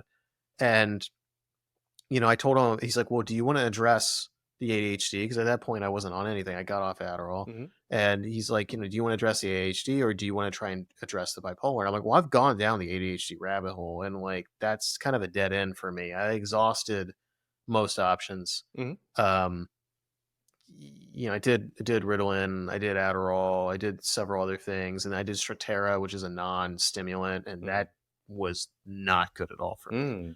Mm. Um, just for me personally, my chemistry, it was not good. And it's funny because I went back and I did a thing called GeneSight, which is like a DNA test that sees how susceptible, like positive or negative, you are to certain psychiatric medications. Mm. All the ADHD medications, super like genetic negative disposition to, which is really Mm. interesting. Um, and so then he's like, well, okay, I'm going to try you on a very low dose of Lamictal. Doesn't really have like a lot of side effects. Like, let's try it with, some people do, but it's not super common. Let's try you on that. And it was interesting. Mm. I tried it, no side effects. And I noticed after like a couple weeks, like I was just a lot more calm. Really? And it didn't, yeah, it didn't, it wasn't like an overly mellowing effect. Mm-hmm. It just made me have a baseline that I didn't even know I had. Mm. And what I mean Okay. by that is I didn't realize how turbulent my day-to-day life was. Like Mm. because I didn't have anything to compare it against. I didn't have anything to compare it against. So I didn't realize, but I realize now like it didn't change anything about my personality. It didn't change anything about me only that I wouldn't get worked up and I wouldn't like go down these like I got to stay up all night doing all these things. Mm-hmm. Now, the impulse, the thought to do that was still there, but the compulsive need to do it was not there anymore. So, Mm-hmm. that did give me the ability to have a buffer, a distance where I still would pull all-nighters, but it's because I felt like I had to or I was supposed to. But it Mm-hmm. wasn't this like compulsive fucking like I can't not do it, you know? And then I also Mm-hmm. just noticed I didn't have as many slumps as I used to. Like I still had physical, Mm-hmm. like because of my health conditions, like tiredness, but I didn't have this like down depression that I had dealt with before. Mm-hmm. And so, that wasn't, it didn't all entirely go away, but it got better. And I asked the people around me that like, hey, do you notice something? They're like, oh yeah. Oh, we noticed a change. And so I ended up going on a slightly higher dose. I'm still on a fairly normal dose, but like we kind of upped it slowly over time, and it's it's been really impactful for me. Mm. And I just think back at like how much Mm. abuse I put my body and my mind and like everything through my 20s, and it's just because I was fucking manic and I was on a goddamn amphetamine, which was basically just acting as jet fuel for my manic cycle. So I'm just like, Oh, okay, yeah, okay, that's the thing. okay. It I get was it. it was Okay, I get it. super. So I'm just like that. That's what my frustration is. It's like Mm. I was seeing psychiatrists then. Okay. Why the fuck? Like, did they not like Yeah. knowing like all my history? Like, why? And me being very upfront about my lifestyle and everything else, like I don't understand. Like now that I went through the TSM and I read the fucking character traits of somebody that has bipolar type Mm-hmm. 2. I'm type 2, not type 1. Type 1's a little more severe. Mm-hmm. Anybody listening that's interested in hearing about that, I did an episode with Oliver Seligman, a Okay. monk, earlier in the awesome guy, but he talks about um, what he experienced being, he was a Merrill Lynch trader and then he went kind of had a nervous breakdown and then Mm-hmm. ended up becoming a monk. Super interesting. But I hadn't experienced anything to that degree like he did. Like he literally jumped off a roof thinking he would fly. Like he thought he was like Jesus or something. Like it was, Mm. very extreme case compared to me. But think like knowing what I know now, it's like, how the fuck did the doctors I was seeing not see this or screen me for it or something? And it's like, it just makes me realize like how a lot of these doctors are just checked the fuck out. Yes. And it's just like it's Yes. insane. Like I Yeah. think back at like Look, I wouldn't change anything. I wouldn't even change anything with the autoimmune condition, because Mm-hmm. this is something that like comes up time and time again in Mate's books, the four books I've read from him. They all say the same thing, which is like this illness, this chronic illness that I'm dealing with, or this addiction that I'm dealing with, either or. And sometimes it's the same for people that overlap. Mm-hmm. It's caused me to have to like slow down and look at myself and Mm-hmm. have to work on myself. And like I realized if I wouldn't have had like this health condition, I don't think I ever would have slowed down, you know? Yes. Yes. And so like I think it's valuable, but at the same time, it's like maybe, like I could have came to that conclusion with some help earlier in my 20s from people that like should know better. I don't know. It's crazy. I mean, that's Yeah. why I like having these conversations, Yeah. like hopefully, younger Zaids and younger Joshes are listening to this, or even, people that are our age or older that aren't aware of this shit, and it can help them. Yeah. Yeah. I want to ask you a little bit about the bipolar, but yeah, I definitely a lot. I do. I am very harsh with myself about that. Like, why Mm. didn't you figure these things out sooner? You know, and you have to forgive yourself, because your innocence in that case is because how we are raised, we are raised to trust experts. We are raised to trust the guy in the lab coat, you know. Hmm. And I didn't start my my sort of distrust of the guys in lab coats until my dad, who passed away in I think it was 2012, uh, um, till he had a stroke, and then he ended up in nursing homes. And I started listening to a lot of health podcasts. I was listening to Gary Knoll. He's one of the original like health nuts Hmm. from like the 80s. And he advocates, I mean, so he advocates this sort of vegan diet, and then he advocates raw. Um, but one of the things I got from that experience was the there's a momentum that the system itself creates, and when you combine Yeah. that with the money motive and the prestige motive to become a doctor or to be in health. And I'm not saying that doing things because of money is bad. I'm not judging that, but um, combine that with the modern Western perspective um, that I have to listen to all these people, as opposed to I am responsible for my life, and all of these people I hire as consultants, right? It's like the in college we watched the Milgram uh shock experiment, and the experiment was about, you know, how uh what are the lengths that people will go to obey others, you know. So the Yeah. person in the lab coat says, the person the person on the other end is not real, but got that question wrong. You have to dial this up and shock that person, and then the other person would pretend to be shocked, right? And they just keep turning the dial up, and it's amazing how far people will go to comply, right? When they're ordered to do something, instead of saying, hey, wait a minute, my intuition and my gut says, basically, we aren't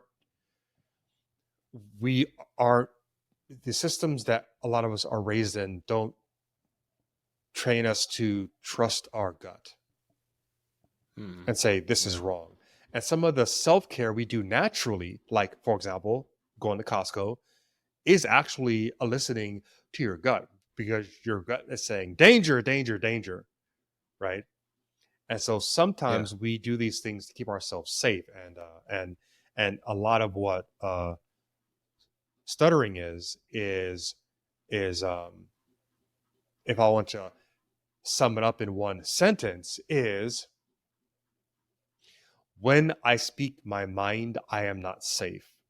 Like if I was to write a book about stuttering, it'll be that. That'll be the title. When I speak my mind, or when I ask about something, I am not safe. I am not safe. And safe means, can mean all kinds of things. So, um, What was the turning point for you, if any? Like mhm. for me, there was a couple.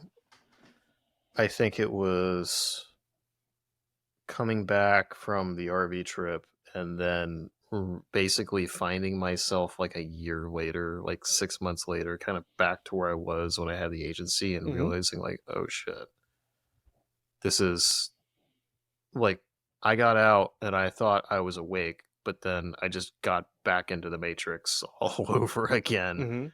Mhm. Um, this isn't the lifestyle. It's not the business. This is me.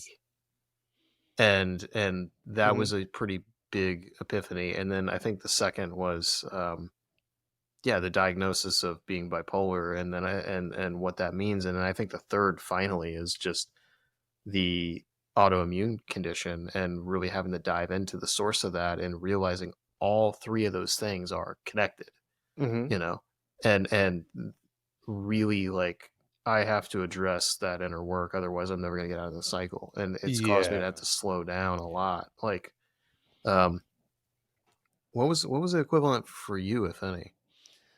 Yeah, I mean, I've had a lot of I've had a lot of things that uh happen, or that I've done, or that I've noticed or paid attention to over time. One was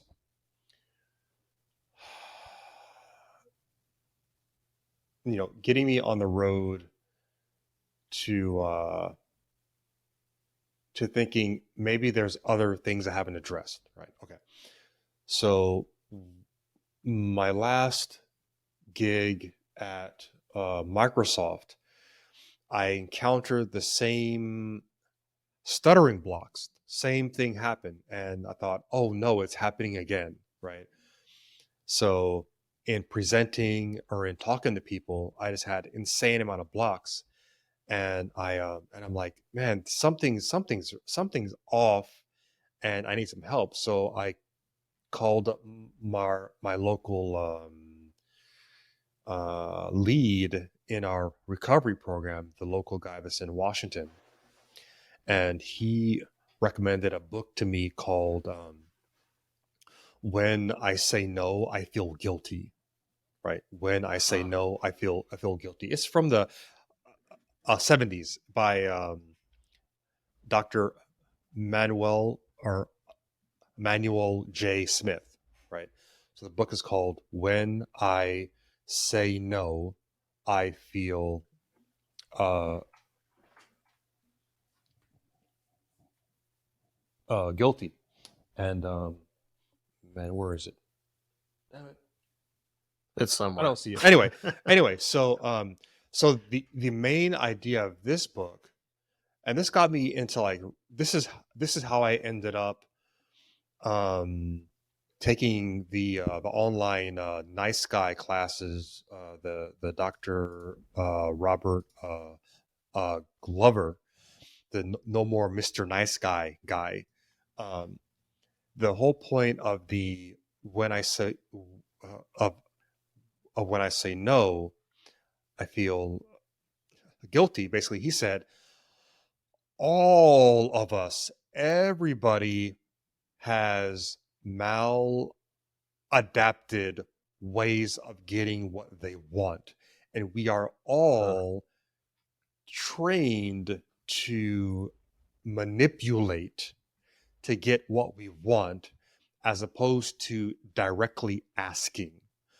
And what the book is, it's a set of um, ways for you to assert yourself in the face of people doing that to you. And we all do it. It's not even like there's a small subset of people. No, everybody does it. Most people don't say, I want you to do this or I want this. Most people don't come out with I want. You do that when you're a child. So he says, when you're a child says, I want a cookie, right? But the adult will say, hey, let's go to that gift shop, right? Or I like to go out, or hey, let's do some baking or something. Or there's lots, the if this is interesting to anybody listening right now, get the book. And if you have the intuition that you are not being assertive in your life, that's what this book is about. And in the book, this guy actually had like workshops where he actually had people face each other, and one guy is saying no, and another guy practices. This is practice. It's like a muscle. Practice is asking.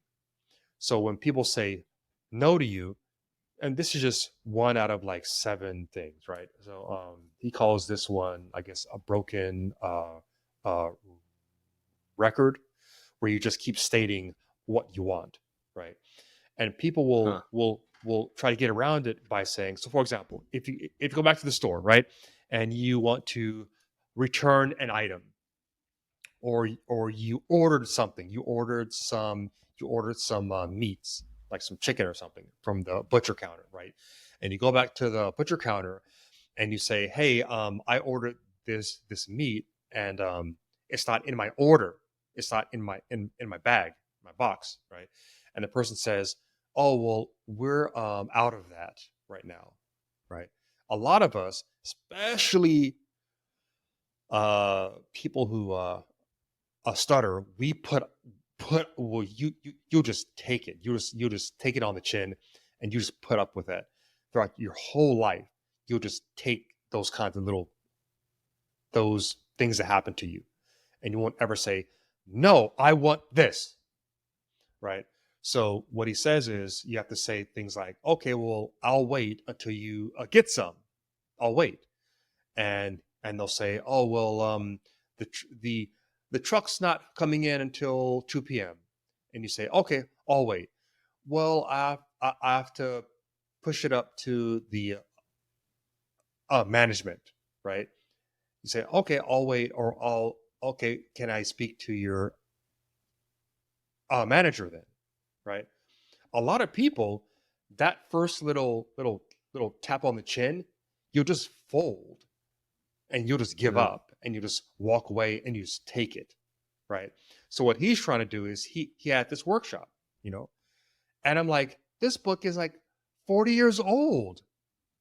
Yeah. I've never seen this book. I've never seen this book, and I have the book. It's old. It's an old book. It's all worn and stuff, right? So yeah, there's a lot of old. There's a lot of older psychology, and that's a different thing we could talk about. You know, later, a lot of psychology has been co-opted as well. So there's a lot of older psychology. So for example, the new psychology of affirm everything and say, yes, you're great, exactly how you are, and it's everybody else that needs to change.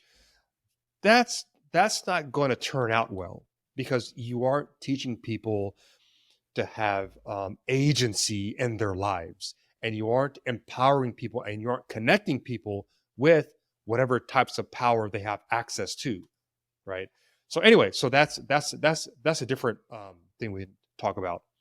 But so I went on this road of going and buying books, and I started to read, and then a big change for me was the No More Mr.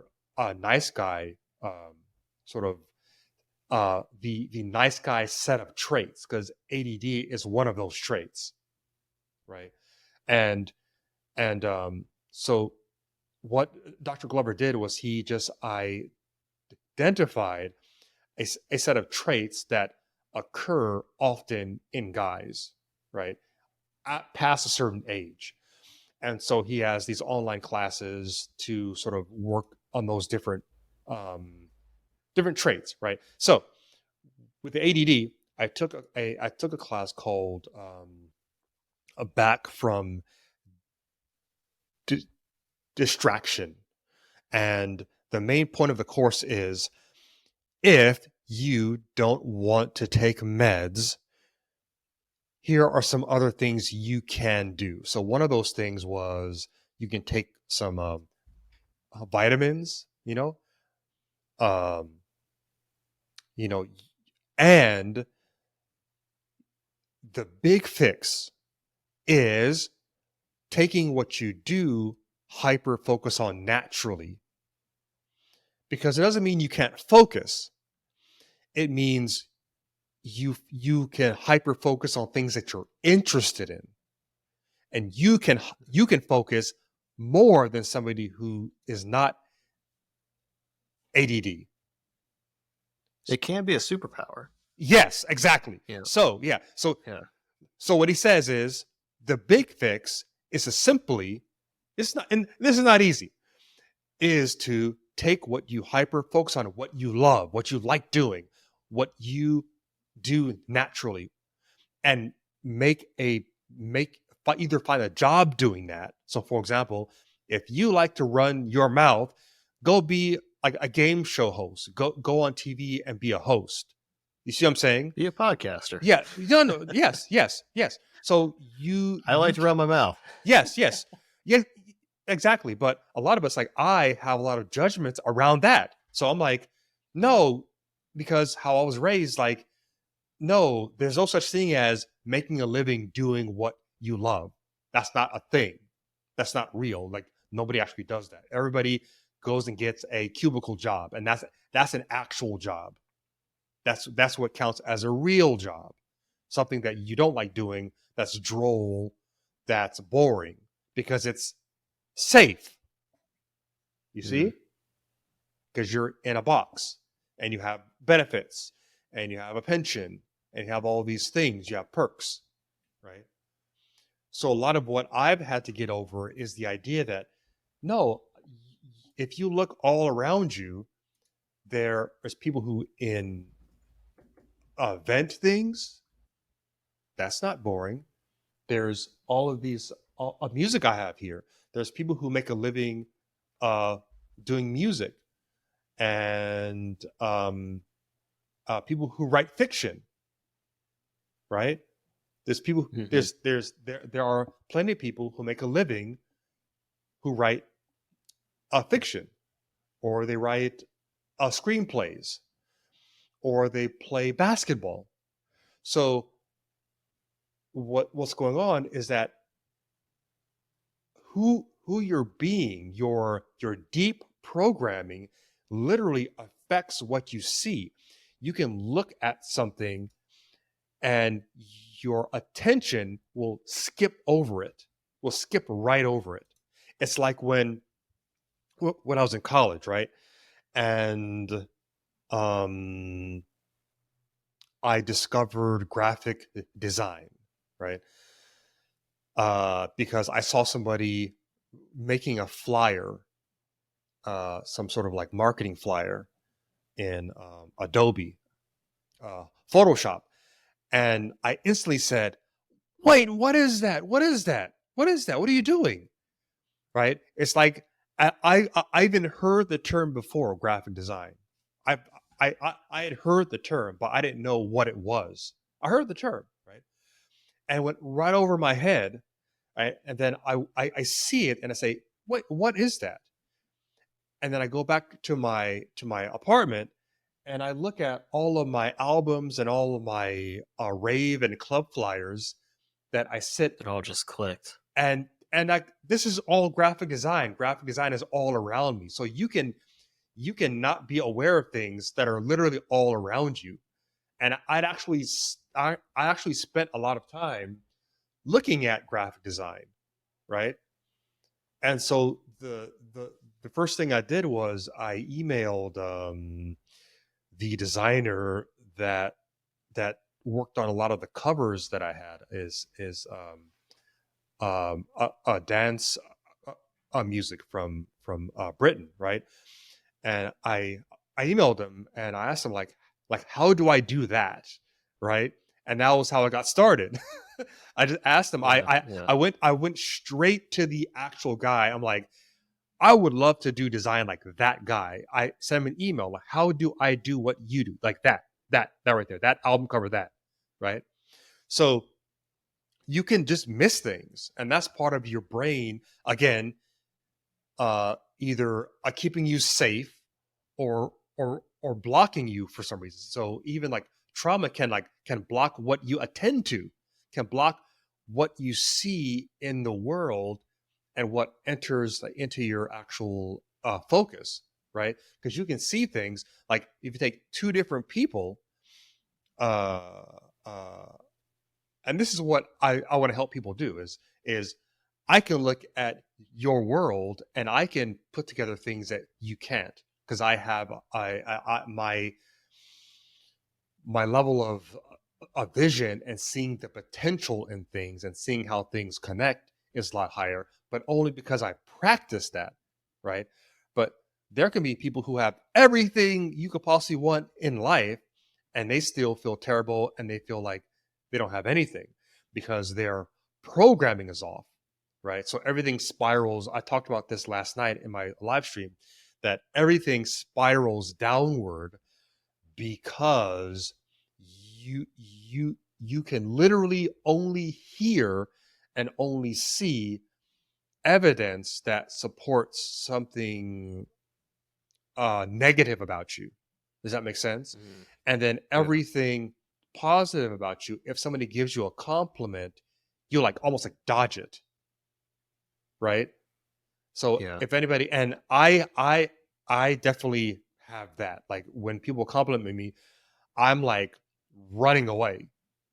I'm like Yeah. running away from it. I don't like being complimented. Yeah. It feels like often they're just saying it like Hmm. I don't know, it doesn't seem real. I'm uncomfortable by it. Like I have people be like, I listen to the podcast, blah blah blah. I love this one, and I'm like, okay, I don't know. Like it doesn't mean anything. Like Yeah. I appreciate it for the most part. I take it at face value. Hmm.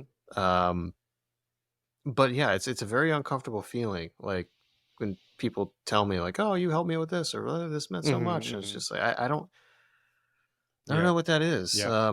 So you took the Mr. Nice Guy Okay, great. course, and it's So yeah, so I took some courses. I took a couple courses, and to just understand a lot of and everything he said, and his list of like, you know, is this you? Does this happen to you? Do you think like this? I check every single one. I'm like, that's me. do you know what it is? Every single. Okay, well, again, the back from distraction course. What do you call it? Here's okay. I got it off of his website. It says characteristics of nice guys. Mm-hmm. Nice guys frequently state that it makes them feel good to give to others. Nice guys fix and caretake. They seek approval from others. Yeah. They avoid conflict. They believe that they must hide their perceived flaws and mistakes. They seek the right way to do things. Yeah. Right being in quotations. Yeah, They exactly. repress their feelings. They often try to be different from their fathers. Eesh, yeah. They're often more comfortable relating to women than men. Yeah. That's also true for me. Yep. And they have difficulty Yep. making their needs a priority. And finally, they often make their partner their emotional center. Yeah, i.e., if my partner is sad or upset with me, it's the end of my world. It's the end of the world. Like you get like super like down about it, depressed about it. If my partner is upset with me about something, I just feel like I'm the worst person in the world, and you just feel super bad, guilty, right? So the other thing that happened, so that's one. Okay, I'll call that like a cluster of clues all in like one place, right? The other thing that happened was um I I started listening to this coach. His name is Rich uh Litvin. Litvin. Litvin. Is it the Rich. business coach guy? No, uh the Prosperous Coach. Yeah. That book, yeah. Yeah, I read that book. Yeah, and so what happened was Steve Chandler, I I realized like that's his actual voice. I'm like, that's Steve Chandler. His voice is so calm and so slow. I wish I could talk like that. So I got really fascinated with Steve Chandler because I was like, I would love to have that type of slow voice. And because sometimes I move so fast, I start to mix my words in together and it just becomes a blur. And Yeah. and anyway, so I became fascinated with him. How my mind works, I jump. I jump like this, like that, right? Yeah, you said before we started recording that like you intentionally wanted to slow down today. Yeah, exactly. Because I like that Steve Chandler type of sound where people can actually enjoy your voice. But then when I do get excited, either my fluency goes down or it stays the same, but I start to just like ramble, and the Mm. words I enjoy saying like complete words. So back to Steve Chandler, right? So Steve Chandler led me to look up the person that he kept talking about, Steve um um um um Steve Hardison. And I found this video on YouTube of him talking about, the video is called TBOLIT NFL. It's like the best offensive lineman in the NFL. Okay. So I found this video on this coach named John Patrick Morgan's like channel. And I got really fascinated with this video. And then again, another jump. The YouTube feed showed me John Patrick Morgan's video about getting coaching with this guy, with Steve Hardison. And I got captivated by that video because people pay this guy 200 grand in advance for a year of coaching. And I've always, and again, why am I even on this journey at all? The reason why I'm on this journey at all is because I want to break out of the cubicle world and start my own business. And what I think is blocking me is I have all these problems. Now, you say that that's not true, that actually people can run businesses and have all kinds of problems still, right? Oh yeah. Yeah. So that's something. Oh yeah. So that's something that I don't know much about, but people have told me not that. to People have told me that. dude, People I have was told thinking me. about this last night. There was Mhm. a client that I had. It was actually two business partners, so it was two clients. And they run, from my understanding, still a pretty successful business around here. Mhm. Um and they're insane. Like they're just nuts. Yeah. Like they seemed fine at first, really nice. They're very, very nice. Mhm. And then we were working with them, and after a couple months, like one of their employees was like he basically was like running the place for them and constantly was like trying to like keep people Mm-hmm, mm-hmm, there. He was constantly trying to keep everything afloat. The two owners would like fight with each other, and he felt like he was like in between them. And then like they would mm-hmm, like yell at each other, and then they would come to him and say conflicting things and say, "Oh yeah, no, this person, the other guy said it was fine. Yeah, we're going to go ahead and do that." And the other guy's like, "I don't know what the fuck you're talking about. Not only did I not say this, but I never even had a conversation with him about this." But then he would do the same thing. It was mm-hmm, just this weird symbiotic toxic relationship they had. And that one guy who was like the number two, like he ended up just like leaving. mm-hmm, But then like and then I talked to him separately, and he's like, "Yeah, those guys are fucking insane. Like I can't deal with it anymore." mm-hmm, And then he ended up somehow they brought him back. I guess they just like offered him a tremendous amount of money because the place was falling apart, and he ended up coming back. But I also think that guy had this weird kind of toxic relationship with them mm-hmm. as well, because he like kind of liked being that needed, and like he kind of, and I was just watching all this from afar, and like as soon as our contract was done, I was like, we're done. It was good money, but like we're fucking done. And like I can't tell you how many business owners that I don't know how they got to the point that they're at, Mm-hmm. because like they couldn't have a normal job anywhere else because they would get fired in like a day, you know. Mm-hmm.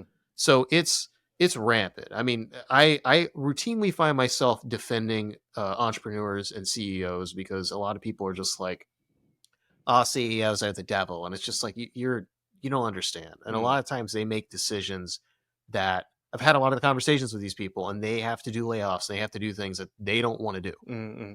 and they Yeah, feel guilty about it. yeah, But they also can't publicly be like, "This is paining me, and I was crying last night by having to let these people go," because that doesn't look good for a leader. You know. correct. Yeah, That said, there's a lot of fucking correct. sociopaths and narcissists and assholes. Yeah, A yeah, lot of them. yeah, So you know, it's not binary. You yeah. know, but my point is like, yeah, you absolutely. There are a lot of people that not only don't have their shit figured out, but they're toxic messes that business is successful in spite of them and their neuroticism. Mm-hmm, mm-hmm. Frankly, that was kind of me for a while too. I was a fucking wreck when I had my agency. Mm-hmm. I mean, there were times when I was really on it and I was like really, really productive and effective. But there were also times when I was just like losing my mind, and like I was holding the place up like just out of like sheer determination, but like I was sabotaging myself, you know. Mm-hmm. And it's just because I was really mentally and physically unwell, you know. Mm-hmm. Um, Yeah. One so of yeah, you're not. I Yeah, I that's I think what I have done um now that I've taken this very intensive performance coaching, I think that what I've done is I've created a menu, a list of reasons why Zaid can't launch and operate a business. And you know what I Mhm. mean? And but if you explode everything that I've done, if you take the pieces and put it back together in a new form, um, I can, because I've done all the pieces of it, right? So Mhm. yeah, it's like my mind says I can't do this, but there's also but but you have done it, Yeah, right? Yeah, yeah. yeah, yeah, yeah. But it's different this time because of that, right? No, it's not.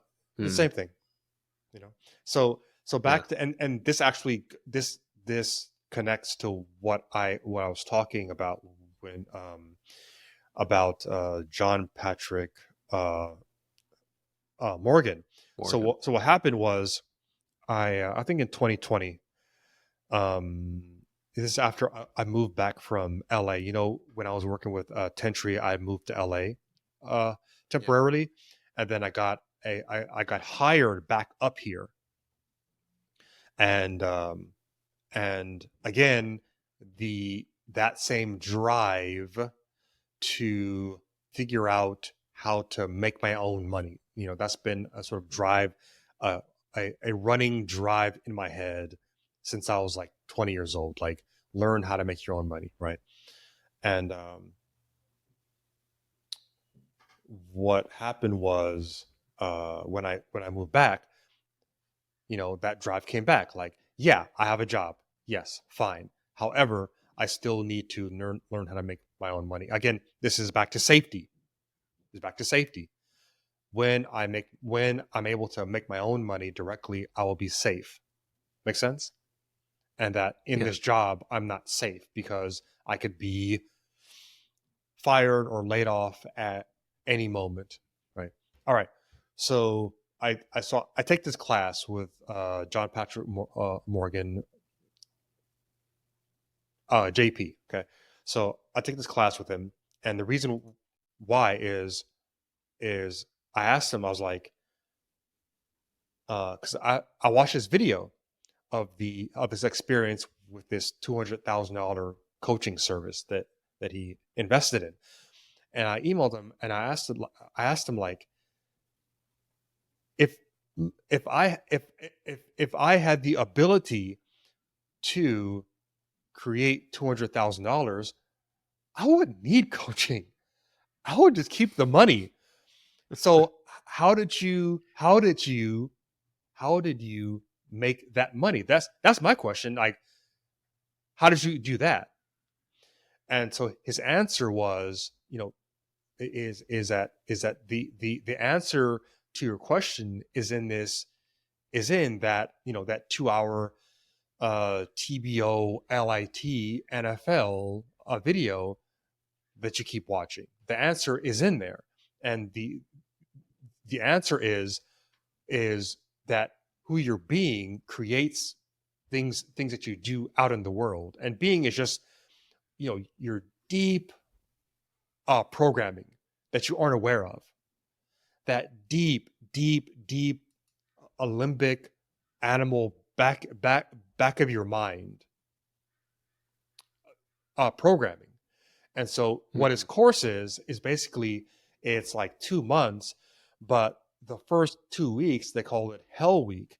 And the reason why he calls it Hell Week is because that's the week where you have to now list out, with a, you have to write out what all of those things are that you don't dare speak. Like, like you never say it, but you think it in the back of your mind. Once you sit down and be quiet, and I have a list of hundreds of them. So the main prompt is, what is a reason why you believe that you are not deserving of love, i.e., like unconditional love from like your parents, right? So a lot of these are things that you have picked up when you were like a child. So basically, what you're unearthing or uncovering very deep judgments that you before that you were not aware of, and most of them you weren't. And it's pretty sad, actually, because once you actually write them all out, you're like, wow, do I really believe that? And you're like, yeah, I do, actually. I do think Yeah. that these are deeply, Dr. Glover calls them deeply held beliefs. But what this course helped me with, what JP's course helped me with, was actually a writing system there whereby you can actually unearth all of them. And then, again, this is an ongoing process, right? But you're constantly unearthing judgments, and then there's like almost like meta judgments where you can look at all of them and say, this is all about this. All of these things, these tiny things, what's behind them, the monster behind them.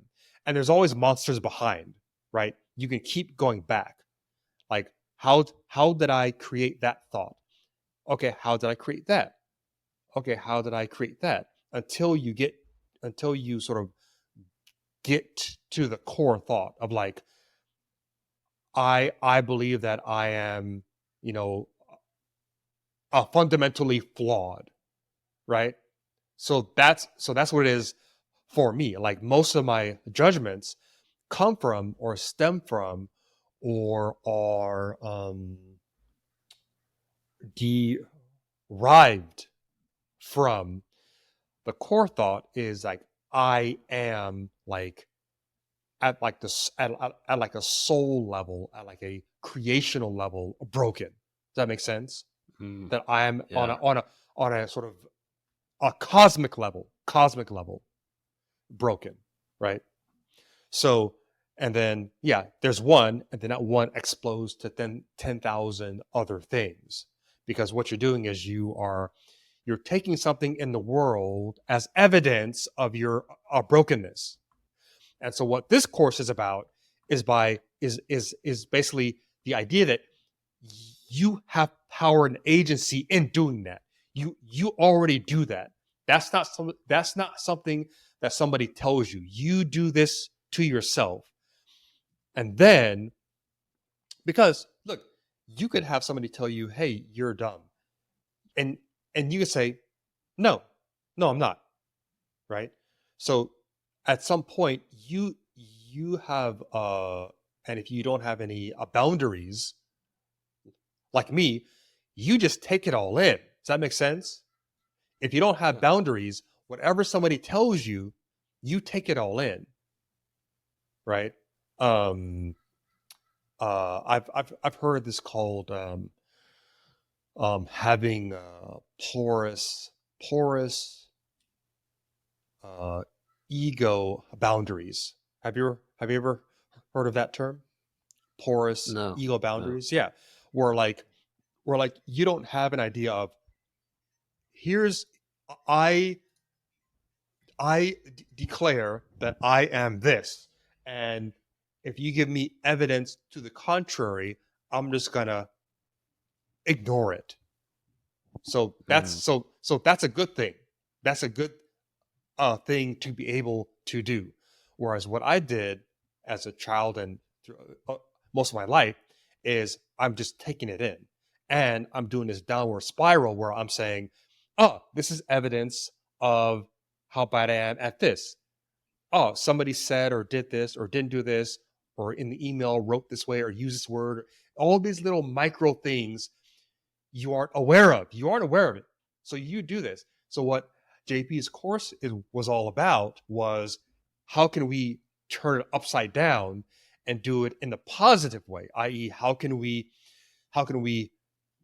so first of all, we create ourselves all the time, right? And from a perspective, there is no like essential us. There is no you know essential what Zaid is. Everything, everybody is this empty cup, and you pour things in. So you can start to pour good things in. So you can say, "Hey, I am a genius, for example, right?" And you say, "Hey, I am going to decide to be that." And you can then decide to take evidence in the world of your behavior, and be in the world as that. So you start doing things and thinking things and saying, "Okay, well, if I am a genius,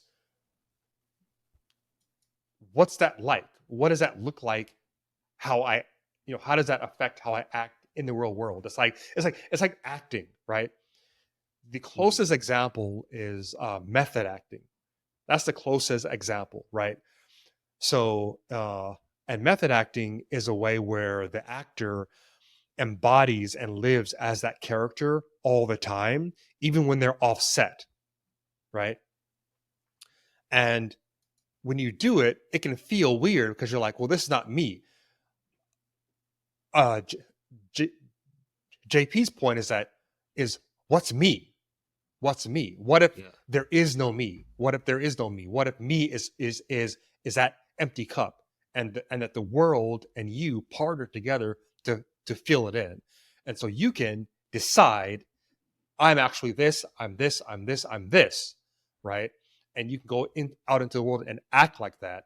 And then what happens after that is that what you start to see changes, what you start to think changes. It's just like Heath Ledger, who did method acting for that Joker, The Joker. the role of Joker Yeah. in The Dark Knight, right? And Jack Nicholson, who was Joker in the Michael Keaton Batman in the 90s. Remember that with Prince? Oh yeah. Oh yeah. Well, very bright. Pardon me. Yeah. Pardon me. Yeah. I sling that. I put that Oh, me and my God. buddy took a trip recently and we just had the Batman soundtrack. It's so fucking good. I love it so much, but I want to know who the fuck thought it was a good idea to put Prince in a Batman I movie. don't know. I mean, it works. I don't It know. works so well. But like, why I did they don't know, man. why I mean that does Yeah. not, it is one of those beautiful weird Yeah. things that happen throughout history, but it works. But I would have never thought of that. It does work. It does work. Anyway, Yeah. it does work. It does work. Yeah. It does work. Rest in peace, Purple One. Yeah. Yeah. But anyway, go on. Yeah. And so Jack Nicholson said, I warned him about that role Mm. because Joker is insane. And Yeah. it's a made up character. It's not a real character. No, it's just, it's not real. And so in this course I took, the perspective is not true or not true. It's not, this is the absolute truth. It's just a thinking perspective, a thinking framework that you can put on and use. So we're not saying that you're actually going to become that person, or that there in truth really is no there's no actual like core self. Okay, fine. The point is that you can almost like method act your way into a new personality to the point where it affects your actual like body, right? It affects like, Oh, yeah. i.e., it affects how you hold yourself, right? And Mhm. and I already have an idea of this. I was like, I can see how that works because, when I was in high school and I did martial arts, there's a lot of that there where you are like becoming more conscious of your posture. Does that make sense? You're Oh, yeah. you're more Yeah. conscious of your posture and how you hold yourself.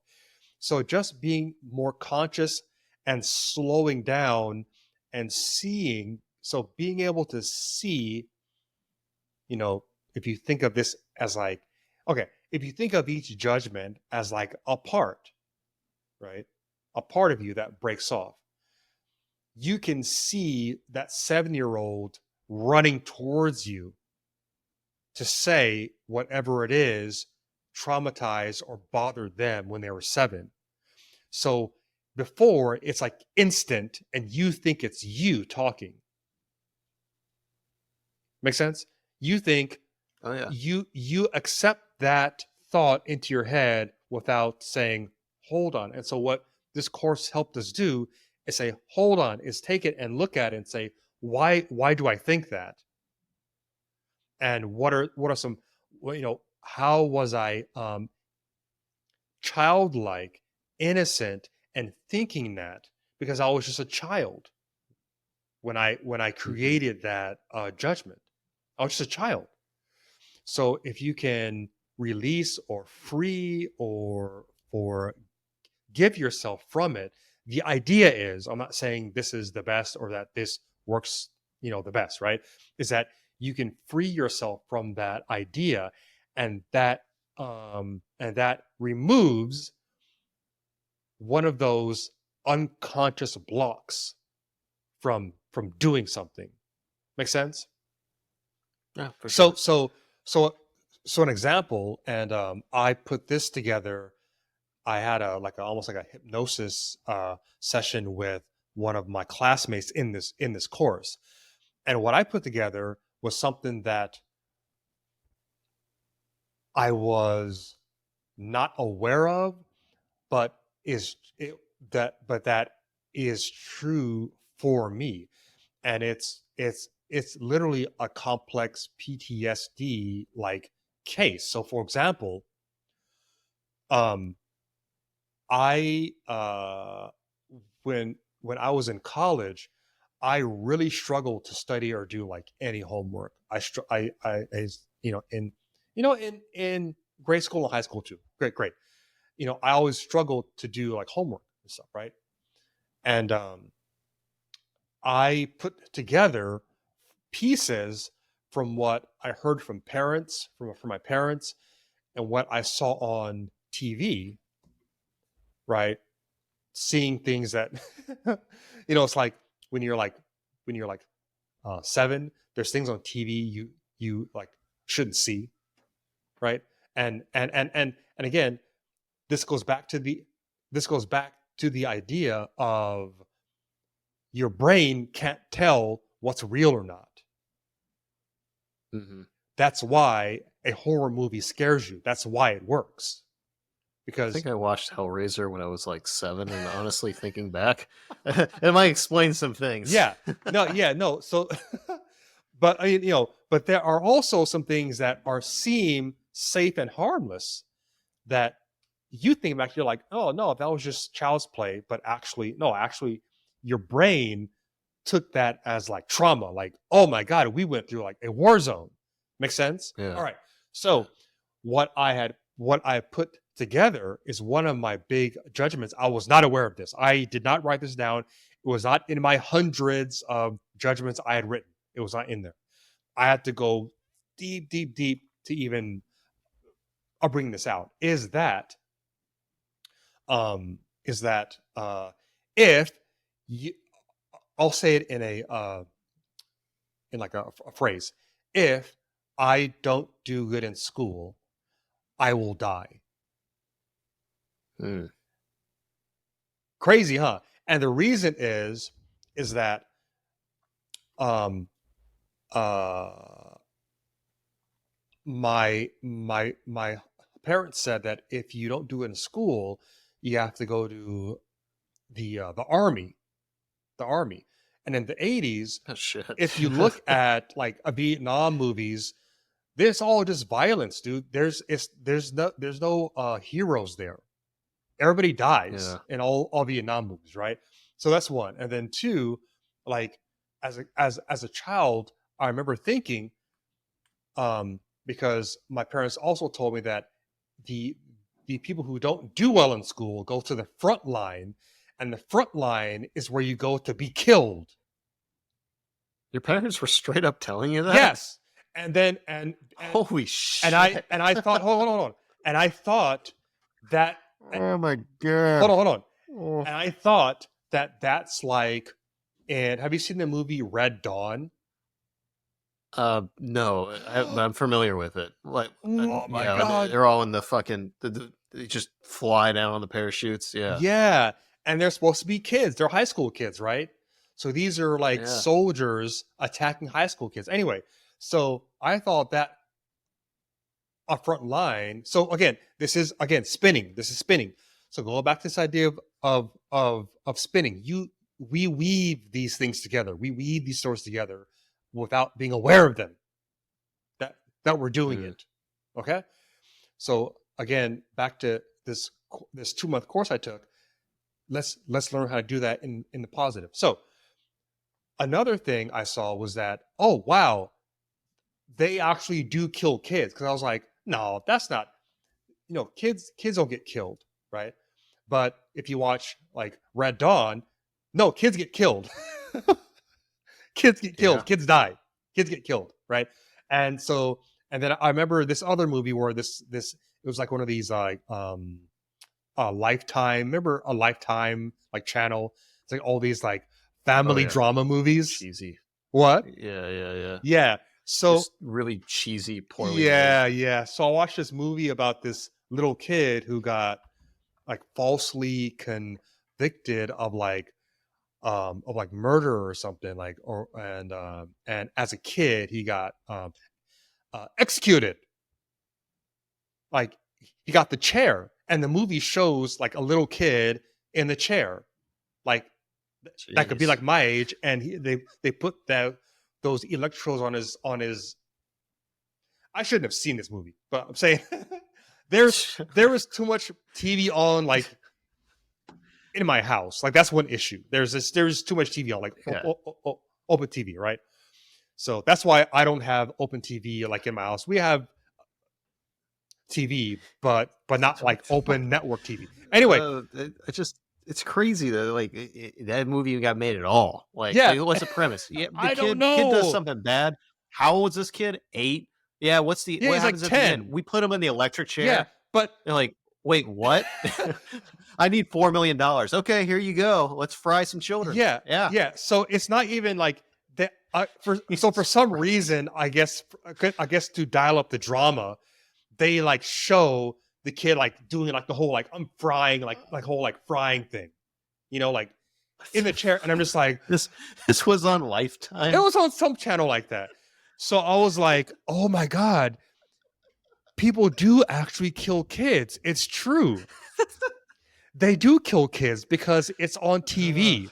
So they do kill kids, and so in my mind, what the word frontline was in like Red Dawn, where the kids watched their parents. They're like on some like hill, and they have like binoculars, and the Cubans and the army are like lining up their parents against a rock, and they have this like these tanks lined up, and it's like shoot all of them like that. That's another movie Yeah. I watched way too early. I shouldn't have Yeah, seen it that sounds movie. like you watched a lot of shit too early. Man, Yeah, it's yeah. But I anyway, I it feel adds I up. feel for Baby Zaid, man. Baby Zaid is It adds up. It adds up. It adds up, man. yeah. So what happens is that I connected all these together, and when you think back, you're like, how could you think that of your parents? Like, how could you think Mm. that? Because when you're a child, the thing that keeps you safe is the idea that I'm loved and I'm safe. And that's why I said a lot of this is about a sort of like primordial pre-language, like almost like infant desire to be safe. So I think a lot of some of the physical and mental things that ail us, that a lot of different types of therapies don't help with, part of the reason is because, like what Peter Levine said, is that a lot of these things are before language, before we knew how to express ourselves, before we had the words to even say, no, they don't kill kids. Oh my God, they do kill kids. Make sense? Kids, Yeah. kids get killed. There's a movie called Empire of the Sun with Yeah. Christian Bale as like a child. Awesome movie, awesome movie. But that's another movie I watch where like children in peril. Now, when you watch something, there'll be like a little warning, like this movie shows children in peril. But it Yeah. wasn't like that in the 70s and 80s, right? Like No, I like didn't give a I fuck. I didn't watch Hellraiser until I was in college, and then it was just like funny, you know what I mean? But I remember. No, another thing I remember is like I remember seeing again things that put file this under things that children should not see, right? I would see the news of the Night Stalker. So in LA, there was this guy called the Night Stalker in the 80s, and it was terrifying. But they don't ever say, the Night Stalker doesn't kill kids. Mm. So I had this real fear when I was a child of violent death, of like being shot Yeah. and like being like stabbed to death. As like a Yeah. For me, it child. was like aliens and monsters and shit. I grew up watching. Me and my parents would watch fucking X-Files every week, which also explains a lot. X-Files. me. I, I, But I I love the and we X-Files. watched Yeah. yeah, we watched X-Files and then Tales from the Crypt. And Oh yeah, yeah. X-Files, man, like that theme music always creeped me out as a kid. But I liked it. Yeah. I remember just being like, can I be a Fox Mulder when I grow up? Like, Yeah. like Yes, awesome. but yeah. All right, let's take a break real quick. We're at the 2 hour mark. Let's take a break for a little bit. Okay. And all right. What have we not touched on that you want to touch on? The other thing that came out of these coaching experiences, because again, the whole point, like why I even bother with these things, and at this point, I haven't realized that this is my whole life we're talking about. It's not Mhm. just, well, how can I get more mentally in the mindset, or fix the psychological problems or things that I see as psychological problems that I'm trying to solve. And again, like I was talking about how Dr. Glover's back from distraction course was a like a mini clue, i.e., Mhm.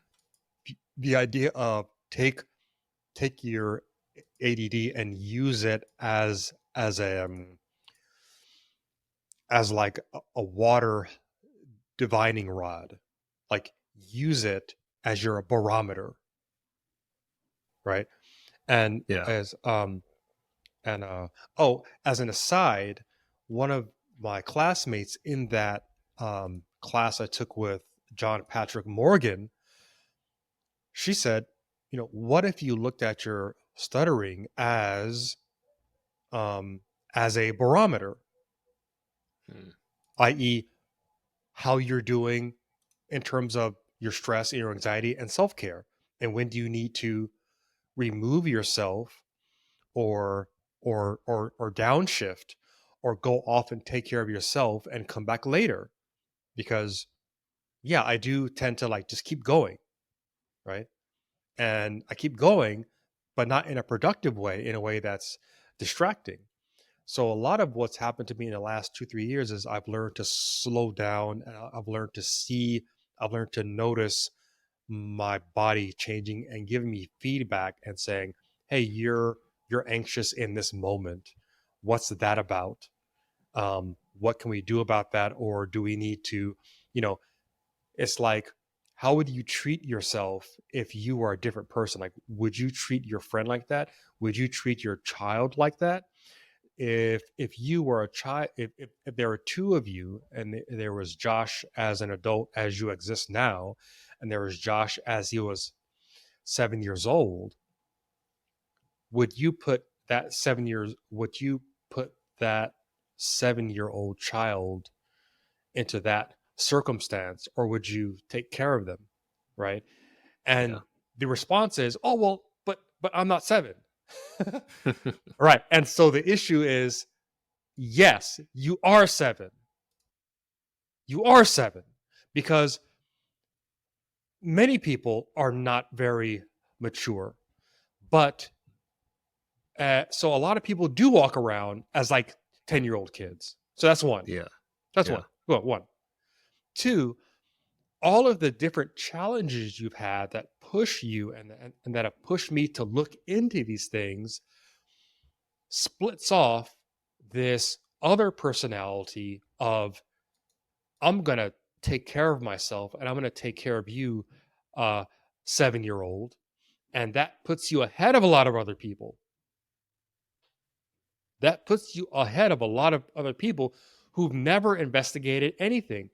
The various challenges that we've had, that encourage us, or that prompt us to seek out help, and then we go down these rabbit holes. Half the books I have, like I had an interview a couple weeks ago for a design job, and the person asked me, "Oh, well, what design books do you read?" And I said, "I don't, I don't have many design books. I have a lot of, mostly psychology, and then after that, it's marketing books, actually, right?" Um, it prompts these challenges that we have, and these drives that we have are not necessarily bad or wrong.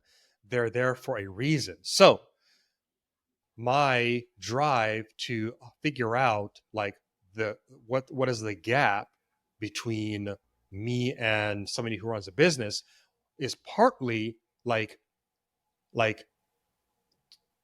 at the end you learn there is no gap. The gap, you are creating the gap. Yeah. You are creating the gap. Now also anything that you dream of or imagine is completely within your capability to create, other than I'm going to become like an alien or something, or like fly through the sky like Superman. Most people don't dream of that. Like most people dream of, like, my dream is simple. It's like I want to have this awesome creative studio where my clients come to me and we work together on things, like we collab on things, and that I have a bunch of collaborations going on with various people in different capacities, because what would always frustrated me was this whole idea when we try to learn, oh, I want to do freelancing, or I want to do consulting, I want to start a business. A lot of the common wisdom that we're given on the internet is we have to pick a niche. I don't necessarily have a niche in terms of a domain. So what is niche? What does that mean? Right? So what if niche is a certain type of people? What if niche is a certain type of is working in a certain way?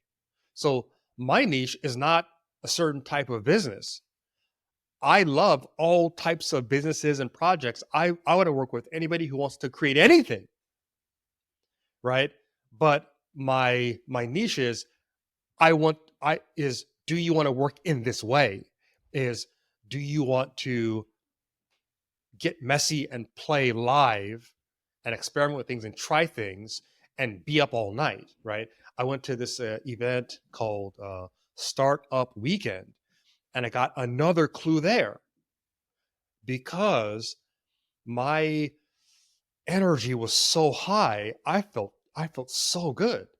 And here's a bunch of people, 5 to 10 groups of people building something from scratch, and racing to see how much traction they can crank out, and how many updates and pivots they can make and adjustments to their plan, change a plan, instant change, let's try something else, in a weekend, right? So you go there, and if anybody who's listening is interested in the idea of like startups, you should definitely attend that event. Go find the closest event to you and go ahead and fly there. It's only 2 days. It's Friday night to Sunday night.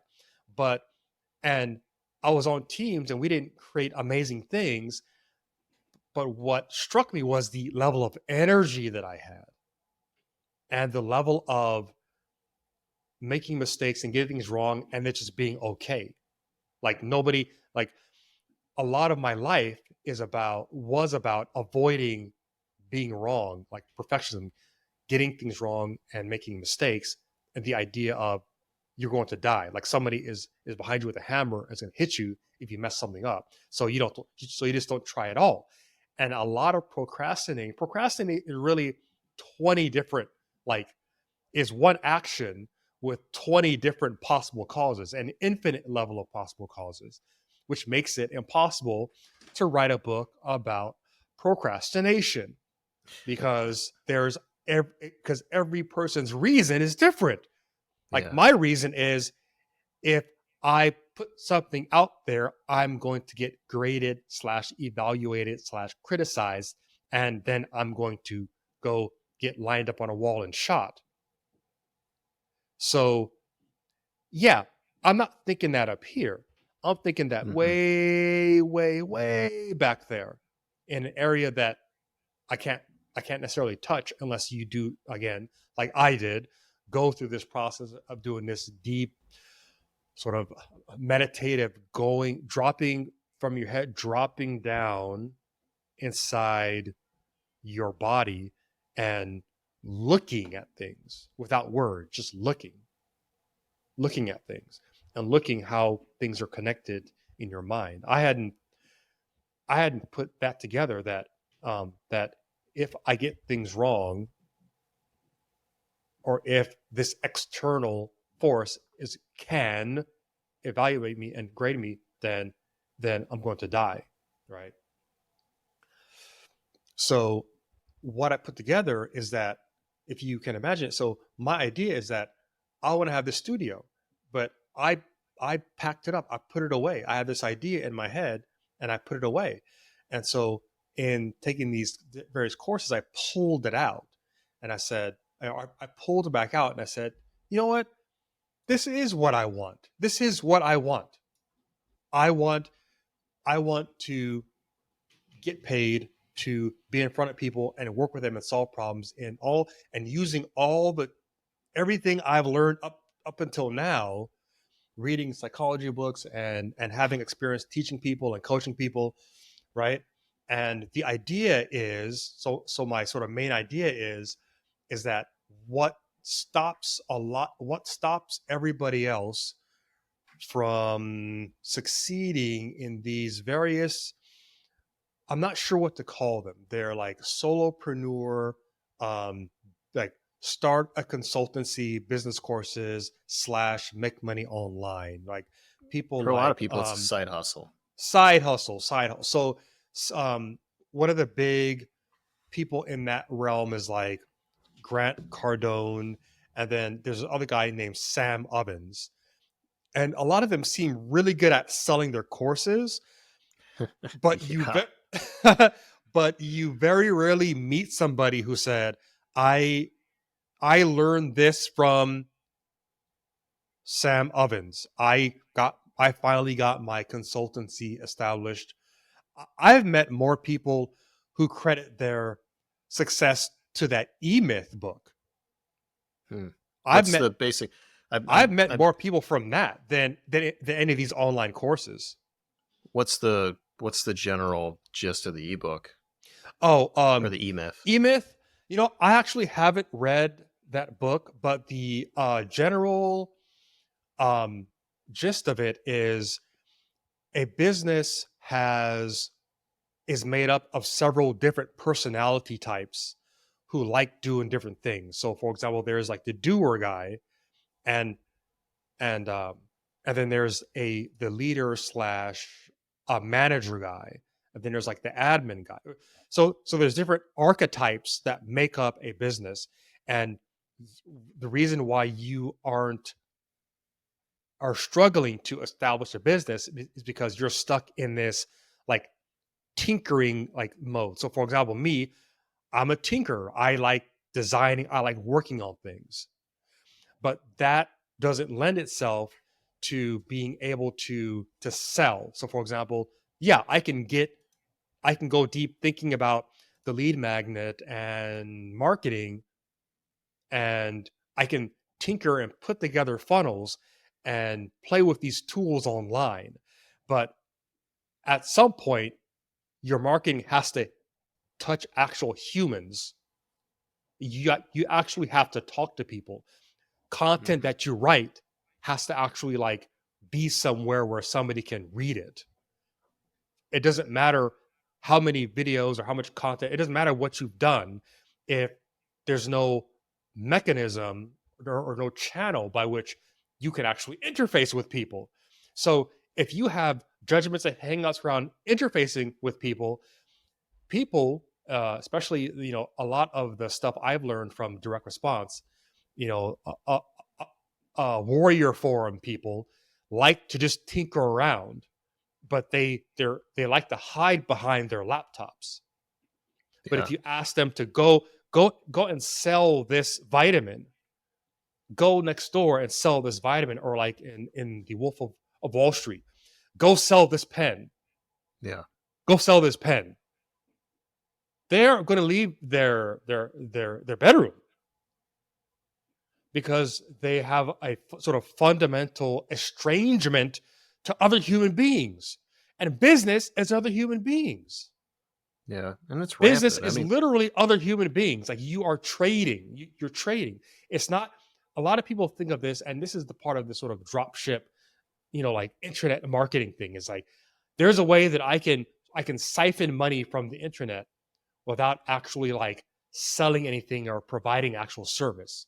So people, there's a million of these little courses that people take. Because I've browsed all of them. There's lots of them, but very few get into, okay, well, um, let's look at your ability to do like normal sales, or to manage your company, or to sort of, or oh, the last one is operations.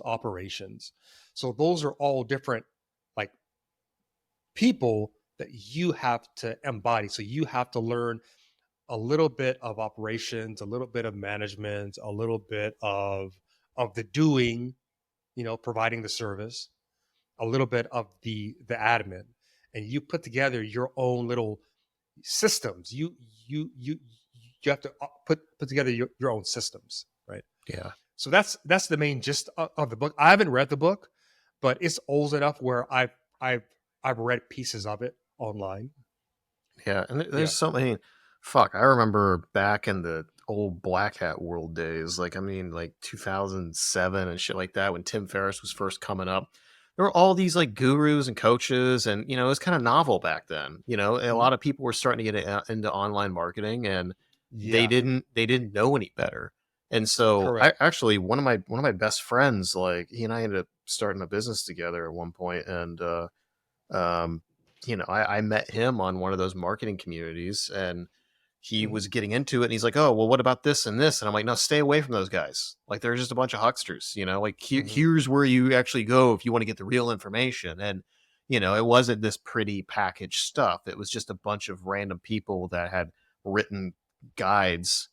Mhm. Nothing crazy, but just like, hey, here's what I learned, or here's what works for me, and it's really really simple. you know and like I've never really like bought any of those kind of things. I've had Good. people, well, yeah, but I had some people send me stuff that they bought, and I just looked at it and I'm like, this is all like nonsense. Like this is just a bunch of people explaining a bunch of basic crap that you could find elsewhere, but their systems and their processes may work for them, they wouldn't work for me. Why? Like, Why? because they have a different way of thinking. Yes. Like And of there's this one operating. guy. Yeah, I saw this one guy has like this SEO agency blueprint thing, Mhm. and somebody showed me it, and I looked through it, and I'm just like, this is very detailed, and it actually like was one of the things that like I thought, if that worked for you, I Mhm. think it's a very high Right. value. I think he was only charging like 1,500 or 2,000 or whatever, but he showed how he built an SEO agency, and I looked at it all, and I'm like, because somebody was just like, "Hey, is this bullshit or not? I'm thinking about starting my own agency." And I looked at it and I'm like, that would not work for me. Mhm. Mhm. It was very systematized in this very sterile way that just is not how I think and how I operate. Mhm. And it would not work for me. And I could see if I paid for that and I did it, I would just be like, "Oh, I can't do this. I can't implement it. I'm the problem," or "This Yes. is bullshit and it That's doesn't what work," or happens. yeah, and it's just like I would That's what see happens. myself, and this happened back in the day. Like I would find all these people that would have all these different methods of doing things, and then I'd be like, "Oh, okay, I'm learning." And I would learn from one person, I learned from another, and whatever. And then it got to the point where, and I'm lucky, like I kind of learned this quickly, and I didn't spend a lot of money on it, but like, Mhm. um, is just the trap of just like getting caught in the Mhm. constant like learning loop, and I see it so often. I do If I that. talk with like, Yeah. yeah, I talk with younger entrepreneurs, they're just like, "Oh, well, I'm doing this and doing that," and it's just like, "Well, what have you actually done?" And they're like, "Oh, I'm working on this thing," and it's like, you don't actually want that to be done. I think I've told this story on the podcast before, but there was this guy that got introduced, really nice guy, and Mhm. he spent like $500,000 on developing this website, and over the course of like 4 years, Mm. and it really wasn't that complicated of a situation. And Mhm. I came in and took a look at it. Actually, I think it was the one I brought you in on, and you and I were like, Oh yeah, I yeah, remember that that. one. Yeah, I remember that. You and I were gonna like help this guy, and it got to a point Mhm. where it was just like, I remember having a conversation with him. You and I had that one call with him, And it just became really apparent that he was giving us a lot of pushback, And I pulled him aside on the next call, and I was just like, dude, I don't think you actually want to launch this, because like, you know that he and I know what we're doing, but you're giving a lot of pushback on stuff, and it's stuff that you agreed about. That's the thing. Like, the ideas that you and I were talking about were stuff that when I first talked to him, he was down for. And then when it actually came time to like, oh shit, we might actually start implementing this, he got really nervous. And that's when I remember telling him, I'm like, dude, I don't think you actually want to launch this. He's like, what do you mean? I'm like, I think if you actually put this out there and launch it, you're going to have to, face the fact that this might not be as good in reality as you had it in your head. And he was just like, oh fuck. He's like, dude, I got chills. And I was just like, yeah, like, it's perfectionism is just this kind of like sexy way of cloaking a fear of failure, and you're not going to know until you go out and you give it a shot. I mean, I remember when I first started like going on dating apps, like 2010, back when the OK Cupid days, like, I was so nervous sending an email, like a message to somebody, or I would send like a novel, like, because like I wanted them to have this context, and I was like really nervous because I thought, oh, I'm gonna like mess this up, and this could be somebody who could be really cool. And then it's just like, after a long time of like doing the dating stuff, I just realized, like, you just fucking, hey, do you want to like catch a drink? Do you want to go do whatever? And like, just throw it out there, because who gives a shit, But like, that only happens with time and experience and like putting yourself out there, and that's the thing, is you cocoon yourself away, and you just avoid you having to confront reality. You're never going to grow, Correct. And you're not going to grow. What got you to like get out of that? Because I mean, you're still dealing with. I still deal with it too, to a degree. We both do, but I'm dealing with it. Yeah, but what was the thing that like but you're putting yourself out there. You're doing the fucking you're doing the live streams. You're doing all this other stuff. Like, what is it that finally pushed you over the edge? Yeah. So great. Yeah. So it's that course that I took with John Patrick Morgan. It was called Being a Client Magnet. And it was very expensive. It was $10,000. So that's what pushed me over, because I was either going to do it or I was going to die. So it was like, no. I was like, no. I have to make this. No. This is very important to me. I mean, that's it. It's important to me. Like, it's important. Like, I want to learn how to, and I can't claim that I have that skill yet. I can't claim it, but I want to be able to reliably and repeatably have systems where I can have direct interaction without a recruiter, without a company, without any intermediate layer between me and other humans, where I provide value and they pay me for that.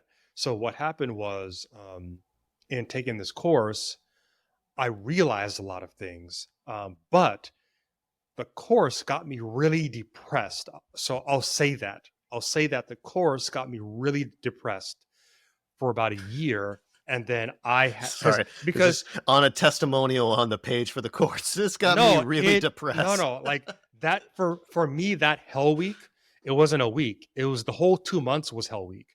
So for me, it's the confrontation. Okay. Yeah, the whole the confrontation of like who I have been, of this programming that I've been carrying around, and being able to actually look at it and read it, and like, wow, this is really I just felt it was overwhelming. Yeah. What about it made you depressed? Was it the what was it? I'll tell you exactly what about it. I'll tell you what exactly made me depressed about it. What made me depressed about it, and I've since worked through this. What made me depressed about it is the idea that Um, and this is again a little bit meta, because we're talking about the user experience of these courses is partly broken, and Mhm. that's why a lot of people don't do well in any of these courses or books. Like it's like this book I have about ADHD, that's in a book, that if your ADHD blocks you from reading, you're not going to read it. um, Mm. is now, in order to overcome these things and get free from these things, you have to do this like self forgiveness process. And a lot of people get hung up on this, right? Is because it's very, it's not black and white enough where you can check it off. Because if Mm. you have this long list, you're like, well, which ones do I work on in these 2 months to get free enough to make my money back? I mean, like, the main stressor was, I want to make this money back. I want to Yeah. make this money back as soon as possible. And I still haven't, but at least I'm free of the feeling of you're you're a piece of garbage because you haven't. Mm. So at least that part is gone. Make sense? Yeah, and So the it's thing not is, it's not the thing, it's what you think about it, mhm. right? So basically, for those 2 months, I felt like I was in, like, there's many nights I couldn't sleep. I was like panicking. I was like, oh my God, is this is gonna be yet another failure that gives me evidence that I'm a loser, downward spiral, right? But Mm. over the couple of years that I've done the course and talked to other coaches, I realized, so one, that was an overwhelming course for everybody, and I came with zero context because I'm not a coach. Most of my other classmates were actual coaches, right? And it was overwhelming for them too. Mm. So people who understand behavior and how to get people to do things and how to create momentum and motivation, those people found it intensive too. And so now, since I have this new thinking of, hey, I can spin up myself as whoever I want to be, right? I spun it up as, wow, what a tough person I am, because I threw myself into the deep end of looking into myself after having no way of doing that before. So I was in with a bunch of people who already had experience with looking into who they are and what they're all about and what motivates them and their programming. I had gone from zero to the deep end. So I spun that up as, wow, what a tough person I am that I can go through that and not kill myself. Mhm. You know what I mean? Because Yeah. I had, during this class, I had those thoughts, or like, you are completely doomed. It's over. You're completely doomed. Like, you are under a mountain. You are trapped under a mountain. There's no way you can get out of that mountain, right? So what I didn't realize I was What was doing, that? yeah, What was that mountain? And like you take a yeah, the step back, it's like, mountain okay, I think of was, your life from the yeah, outside, and it's very simple. Like you've got your job, you're working on these your own self development, and you're hmm working on these kind of side hustles. And you and I have talked about this, where you're just like, hey, like, I haven't done it, I haven't built this big business or done whatever. And it's just like, no, because you don't want it.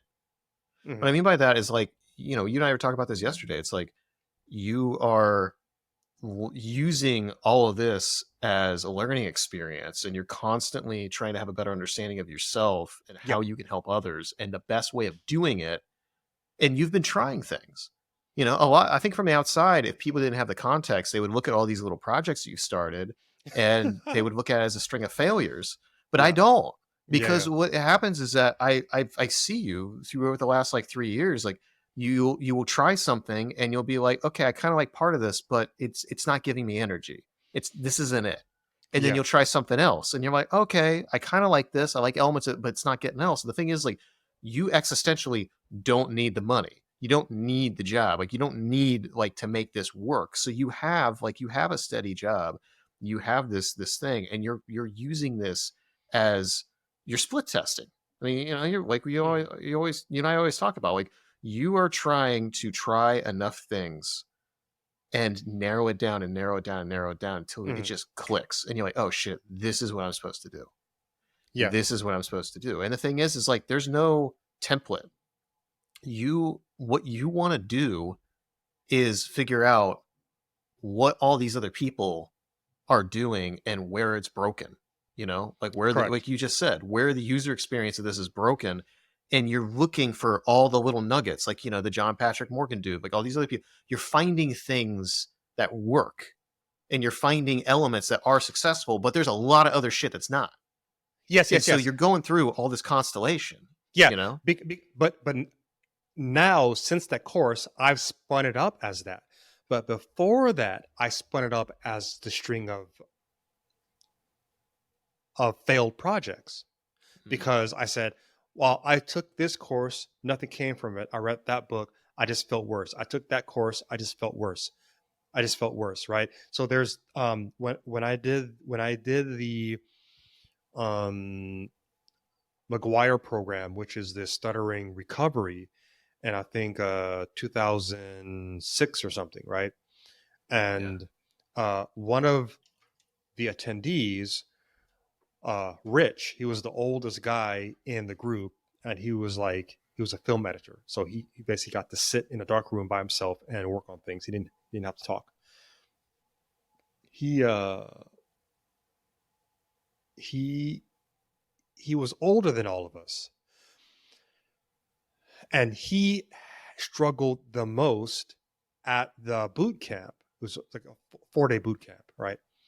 He struggled the most. The reason why he struggled the most is that he had years of trying different things, and he chalked them up to a failure. So the reason, and they told us this in the actual boot camp, they said, the more things you've done, the harder this will be, because we are teaching you that this is a process like AA, and that light switch can come on, that this is like sports. It's like you go to the gym, you get more muscle, or you go to the tennis court and you practice and you get better. And if you have some turbulence with your speech, again, treating your speech as if like a sport, you just go back to the gym. But what we were stuck with, this mindset we were stuck with, and what Rich was really stuck with, is that, oh, I'm coming here to get cured. Oh, okay. Yeah. And so they say that's the actual problem, is the search for the cure, because he had done all these different speech therapy. Great. Talk about the medical system. Listen, man, the speech therapy system is just as bad. There is no speech therapy that helps people who stutter. Forget it.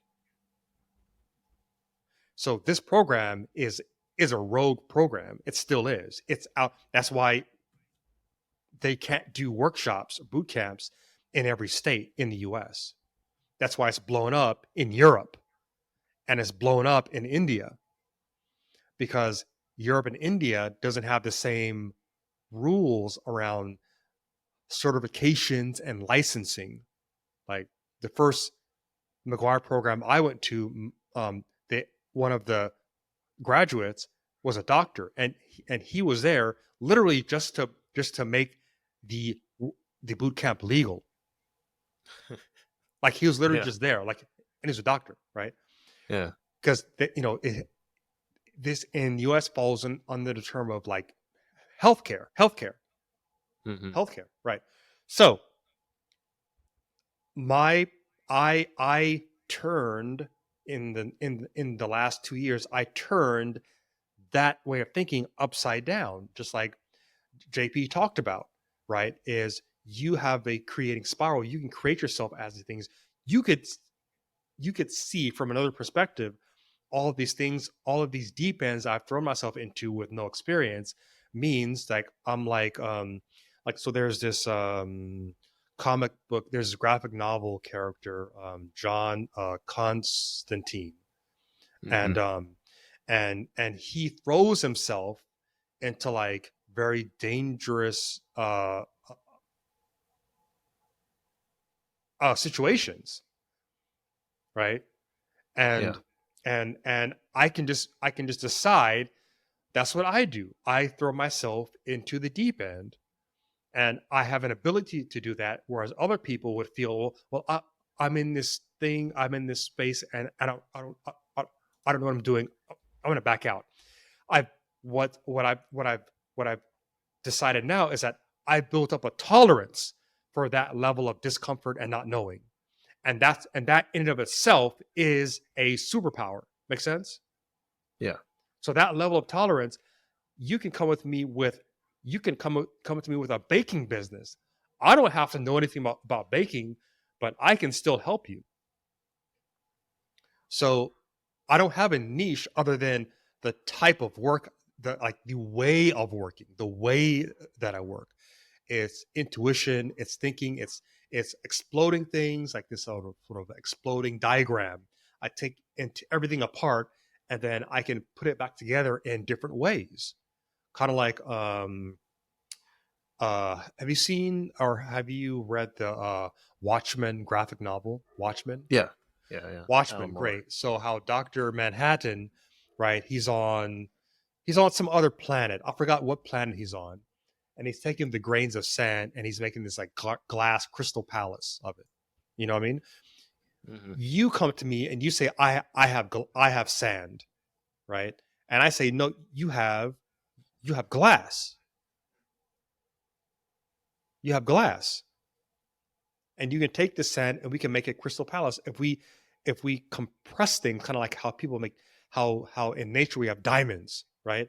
If you can compress something, if we use this Google Sprint startup weekend model of compressing things, and we have to put something out, we are going to put something out at the end of the week or the end of the weekend. We are putting something out. We are not sitting on this stuff, because a lot of us will sit on things, right?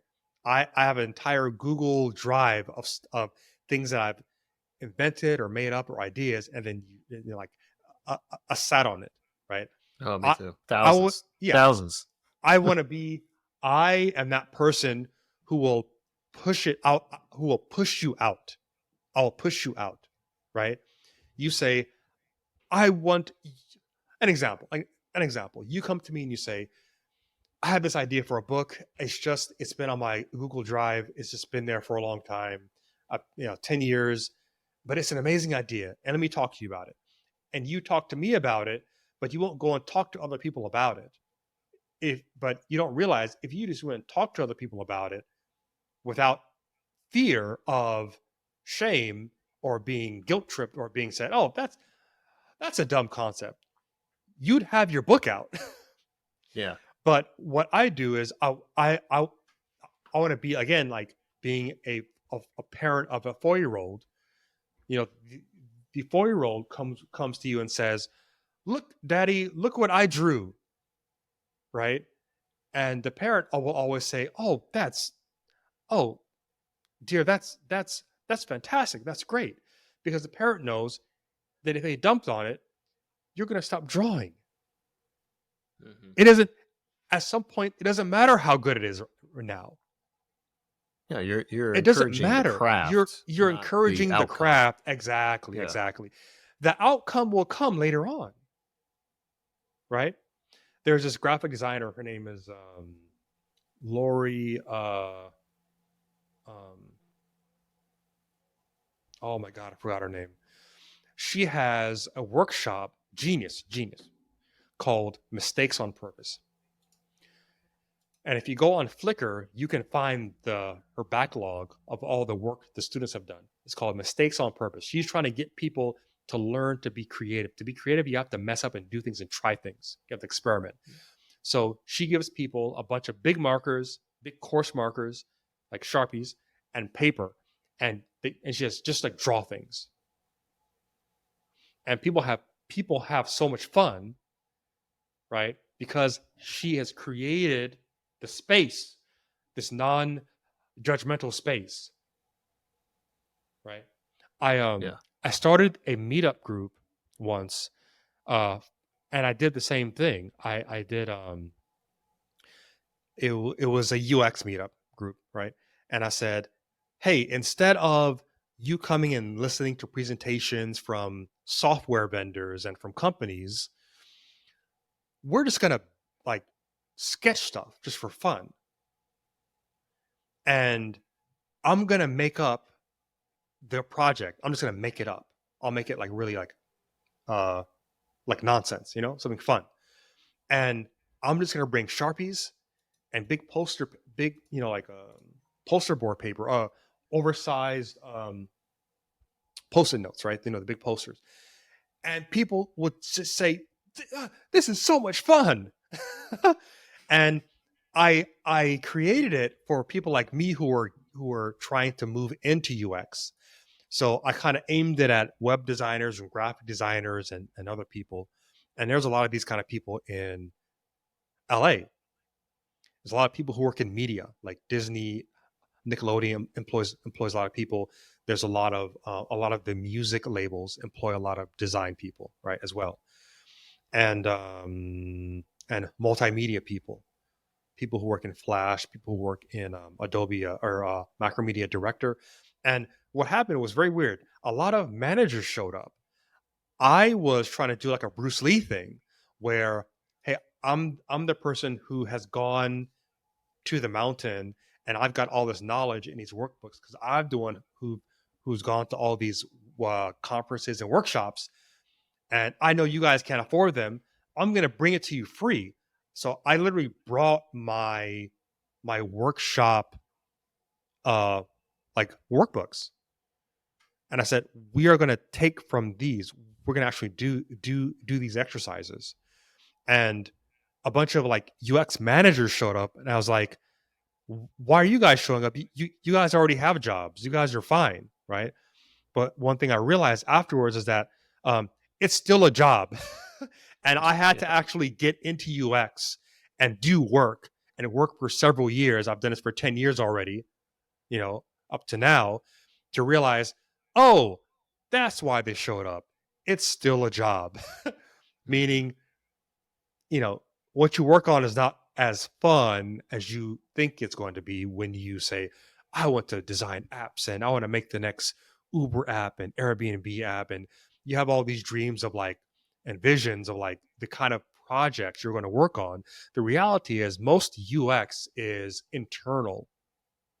Massive companies have lots of teams, and a lot of the tools you make never see the light of day. The stuff I worked on at Apple is internal for like the legal department, like to manage all of their discovery work. When there's lawsuits, there's like the period of like discovery, right? Sounds sexy. Yeah, it's very not sexy. It's not sexy, right? And so a lot of these managers would show up because this was the one day of the month where they get to relive that sort of childlike joy of just sketching and drawing. And it's okay if you mess up. It's okay if it's wrong, because we don't care, because we're just having fun. Mm-hmm. We're just playing. And so that play aspect is something that is very important to me, that I want to have in my consulting interactions. Because if I can get you into that play mode, the thing that you create is more attractive. Mm-hmm. Is more attractive. A lot of the reasons why a lot of these business courses that we sign up to and then don't take action on is because they aren't interesting. They aren't fun, and they're cookie cutter. They're, like you said, that process worked for that person's nervous system and mind and where they find flow in. What I want to do is start from the inside out. I want to first find out where do you find flow? What do you find fun, and what excites you? So, for example, Mm-hmm. if you come to me and you are like me and you like talking, and but you're bored to tears when you're sitting in front of a computer typing, well, no wonder you haven't written and published and marketed your book yet. No wonder. So I'm gonna, like on Kung Fu Panda, how Master Shifu. So here's another clue. Master Shifu sees that Po is motivated by food because he's a fat panda. So he teaches him kung fu using food. He uses food to teach him that kung fu, right? He hides, to get him to jump higher, he hides the bowl of rice higher, right? So that's essentially what I'm doing. But the reason I use that example is because that movie brings me to tears, because that movie is for me. That's a clue. It's for me. So what I want to do is I want to take everything in somebody's life that resonates with them, that jumps out at them, like that Constantine example. That jumps out at me. It jumps out at me. I can't explain it, right? It's like when, like, how I found Peter Levine's book. I was walking through the psychology section at the bookstore, and that book like jumped out at me, and I said, "Pick me up," and I picked it up. Make sense?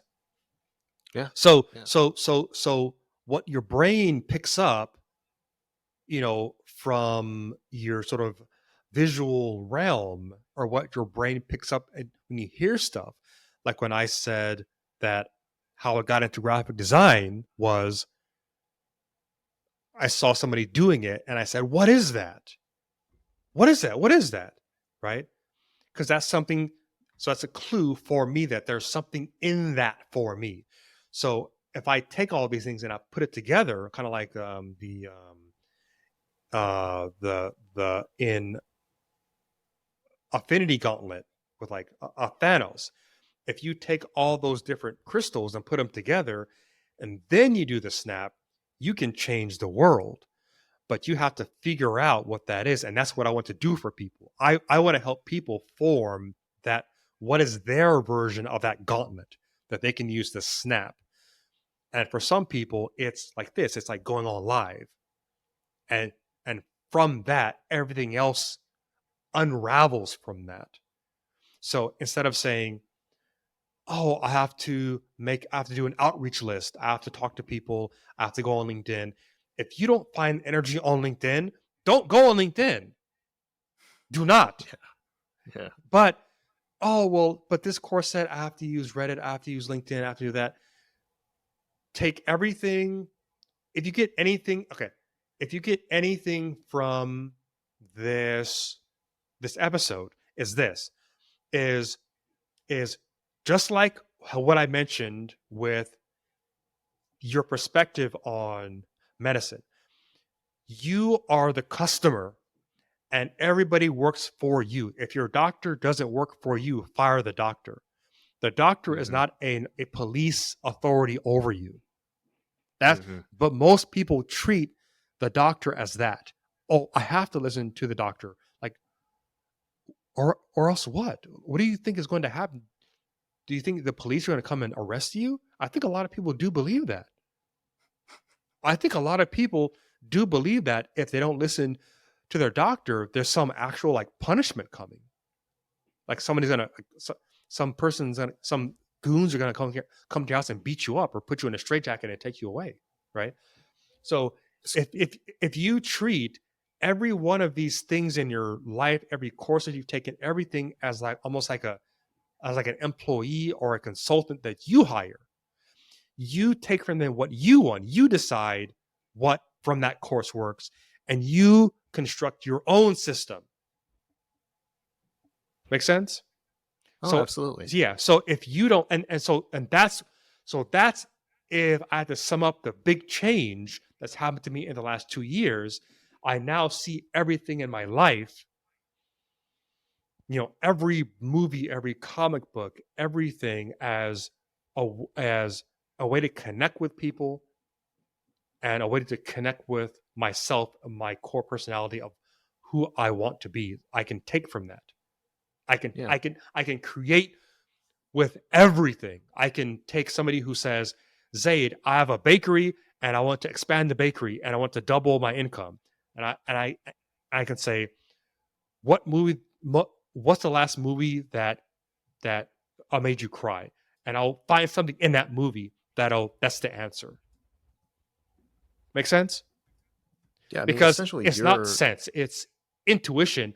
But intuition, what is it? All it is a heightened sense of recognizing patterns. That's all it is when you zoom out. It's just zooming out and finding patterns. That's all what it is. yeah. It's I mean, not essentially, it's not you're, a woo woo. It's just heightened pattern finding. That's all. yeah, you're applying the artistic process to life. You know, Yeah. you're almost like a DJ. Like you're taking all the various Ah, elements and yes, mixing it all yes, together. yes, yes, yes. That's another way. That's another way I think of it. I think of it as I'm a DJ. That's one of the things I have in my head because that's Yeah. one way that I think about the type of consulting I want to do. For some people, I imagine that you come to my studio, right? And the first day I look at you and I say, bro, you are worn out. The first Yeah. day, go back to your hotel room and go sleep. And that may be the first time in their life where somebody has told them, go and take care of yourself for a day and come back to the studio. I'm going to cook you a good, healthy, high protein, high fat dinner. Right. And then we'll start talking. So I want to do 100%, 101% bespoke consulting, like bespoke. Like if you come to me and I see you have problems being assertive and coming out with it, and this is why I have these boxing gloves behind me, is that I'm gonna put on the boxing gloves and I'm gonna do some martial arts drills with you, and I'm gonna punch you, and I'm gonna tell you to punch me. That may be the first time in their life where they've actually punched somebody, and that little punching can unlock. I don't know, and because you've done martial arts, you did Wing Chun, right? And people Yeah. can do things to you that can just like it's amazing. Like you can you can have mind blowing insights from moving your body and paying attention to your body, right? You can have like years worth of insights in like again like the Thanos snap, like instantly, instantly. What do you think the biggest blocker is? Because, like, you know, I think about what you were saying earlier about the kind of like, you know, treating everybody as like a consultant or as an advisor instead of an authority. And I remember I had Yes. this moment a couple years ago where I was just so stressed out and drained and just kind of dealing with a couple various forces in my life that um just felt a lot more serious than they were. Like I was Mm-hmm. self-aware that they weren't that serious. Mm-hmm. But, you know, my body was still like keeping it framed like it was serious. And I remember just having this moment of just being like, what would David Bowie do? And what I mean by that is like David Yes. Bowie Yes. just did whatever the fuck he wanted. I remember Yes. Trent Reznor, who like, you know, Bowie was Trent's idol, and he got the tour with him in the 90s. Oh yeah. And Wow. that was during the later part of Bowie's career where, you know, they were talking about how, you know, Nine Inch Nails was like at its peak at that time. And, you know, Bowie was kind of on the downswing. Like Mm-hmm. he wasn't, it was kind of like he wasn't really, you know, that popular and probably at the lowest point of his career commercially. Mm. And then he kind of reinvented Mm. himself as you know, he did the Outside album with Brian Eno. It was fantastic, Mm. and kind of reinvented himself, but he still commercially wasn't that viable. So you know, they were talking, everyone was pressuring Nine Inch Nails to headline, And Trent's like, I'm not fucking, Yeah, I'm not having David Bowie Yep. open for me. I You know. know, like it's like having Prince open for you. Like Yeah. it's not fucking happening. So what they did was they switched off and they created this amazing joint experience where Nine Inch Nails would play or David Bowie would play, and then the band from the other artist would come out slowly over the course of a couple songs, and they would collaborate together. Like they would sing Hurt, or they would sing like something else. They did the Subterraneans a lot. That's They would sick. do all these things, and then the members would slowly leave, and then it would be like one cohesive show. And that was the way, because Trent Reznor's like, I'm not gonna like. He also didn't want to do the opposite, where he opened for Bowie and then everybody left. Mm-hmm. You know, because all the Nine Inch Nails fans. So he's like, I don't want to do that. So they tried to make a cohesive show. Mm-hmm. And what the takeaway from this was, Trent said he was sitting in the back, one of the back rooms with Bowie, and they were talking about the set list, and David Bowie just simply said, I know all these people that most of these people are here for you. They're not really here for me. And the people that are coming out for me or are here for you and are going to watch me, they want me to play the hits. I'm not going to do that. I'm not going to play any of that. I'm going to play whatever the fuck I want. I'm going to play the deep cuts. Yeah. And Trent was just like, oh shit, that's the fearlessness. Yeah. That's the fucking fearlessness. Like, like you lived up to the hype. Like you actually are that person. Yeah. Yes. You are this fearless person that doesn't give a fuck about what other people want. And I think about that a lot. I think about it like, what, the whole, what would Jesus do? What would Bowie do? And the essence of like, would he tolerate this shit? Because Bowie's like, you're either going to like, you're going to serve my purpose and my goals, or you're not going to be a part of this ride.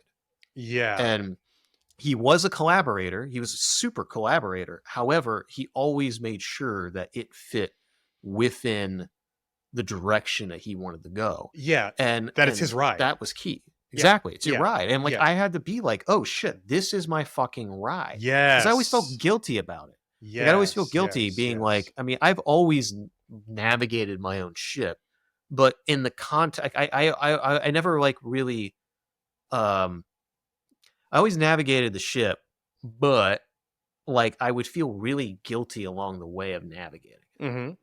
And I would allow myself to get distracted and pulled away on detours. I would always end up finding my way back to course, but I'd get detoured and distracted. Yeah, distracted, man. And now it's just like, I just don't fucking do that. Yeah.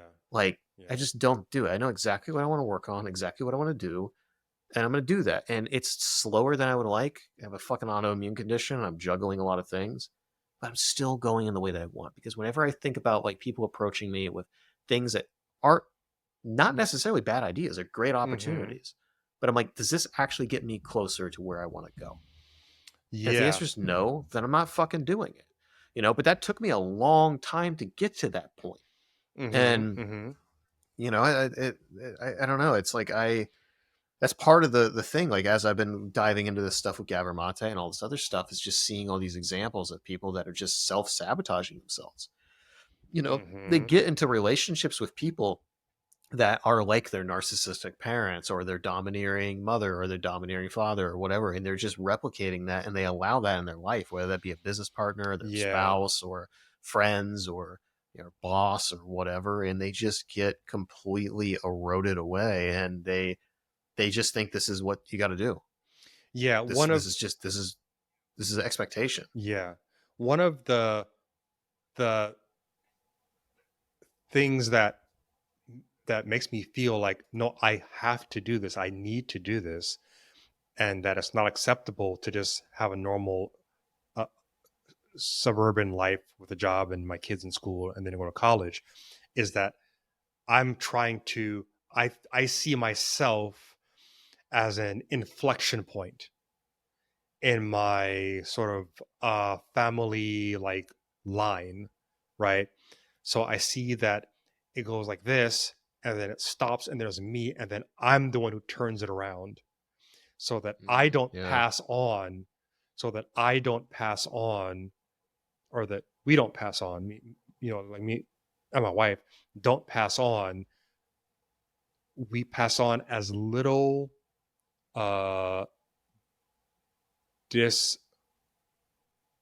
functional behavior as possible.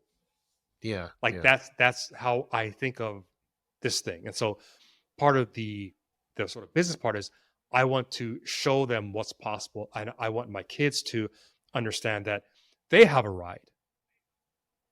That that I, I have a ride. This is my ride. You have to go out and find your ride. And that, again, you're in charge of it. That's the main point of what that TBO LIT NFL presentation was all about. The idea that this is your ride. Nobody's coming to help until you decide that it's your ride and start taking action with the mind that it's your ride. Then all the help starts coming because people are now seeing, like just like the example you said with uh, Bowie, that like, dude, this is the real deal, and this guy is able to decide with zero apology, does not feel bad about it, doesn't care what you think, you know. And that's Yeah. where true art comes from. True art comes when, because most of my life has been defined by being a people pleaser. And that's a typical nice guy trait, as being a people pleaser. And what my therapist told me, like my main addiction is people pleasing. That's my main thing is people pleasing. And what that includes is trying to control what people think, which is not possible, but you get addicted to this behavior. So you're trying to control what people think, and the reason why you're trying to control what people think is that we uh, we can have this sort of mindset where I don't know who I am. I figure out who I am through through other people's cues.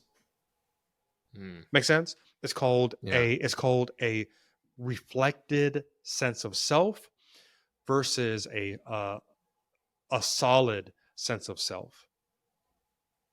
And that's why I'm exhausted at the end of my workday, and that's why I can't focus at work, is because I'm so concerned with, well, what is so and so going to think about this design choice? Man, if you do that, you're dead in design. You're dead, because you won't ever make anything awesome.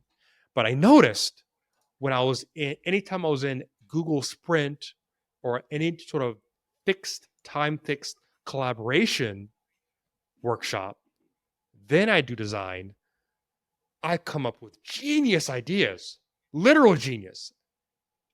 And you're like, where did that come from?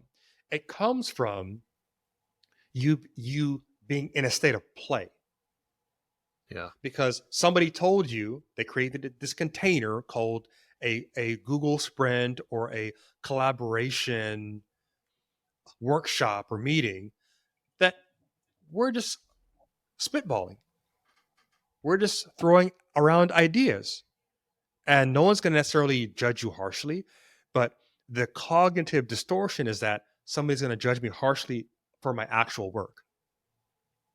How do you Make recommend sense? like people like let's say you're in an environment where other people don't have that perspective. Like let's say at your job or whatever, people are just very domineering, they're very controlling, they're very whatever. Like, but you're just like, hey, that's not how I operate well. And you also feel like you're being repressed. You feel like you're not able to like Mm-hmm. speak your mind. You feel like you're not able to iterate. I mean, I agree. Like that's any sort of any sort of collaboration I ever do. I'm always just like, hey, let's just throw things out. There's no dumb ideas, you know. Yeah. Unless you were intentionally giving bad ideas, there are no dumb ideas. You know, just throw things Mm-hmm. out there. Mm-hmm. Let's see what happens. Like that's how you know from a design perspective, it's iteration. It's putting something out there and split Yeah. testing it, trying different things, seeing what happens, and going from there. That's not But how it plays out in most design teams. That's not how it no, plays no, out. That's the workshop Fantasyland. Great. That's the workshop. When you go to a design workshop and you say, I'm gonna be a UX designer. Yeah. Right? Because the workshop is like that. And it's insane fun. Yeah. It's an insane design. It's an insane amount of fun. It's so much fun. But when you get to work on an actual job, depending on the company, obviously, right? Some are more freer than others, depending on who leads it, right? Is that Sure. yeah, right? Is that sometimes you you're partly subjected to the mortgage in industrial complex. And so part of that means is that people are trying to keep their job. So the fear of putting yourself out there and trying something, painting outside of the lines or coloring outside of the the borders and trying something new, or speaking up and saying this is off, right? So Hmm. for example, like when I was at Xbox,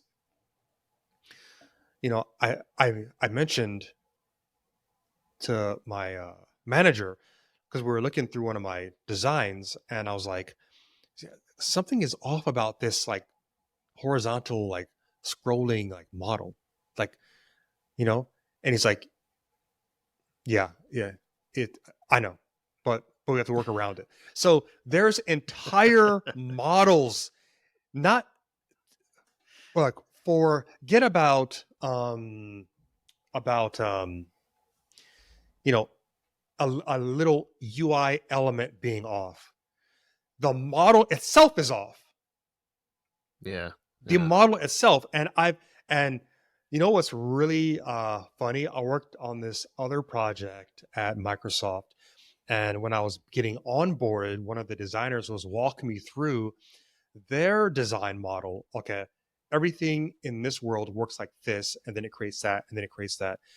And I said, yeah, that's broken. And she said, no, you just don't understand it. Let me walk you through it again. And I said, no, the model is broken. Like, like you see that? And like, no, you just don't get it. And I was like, oh, okay, fine.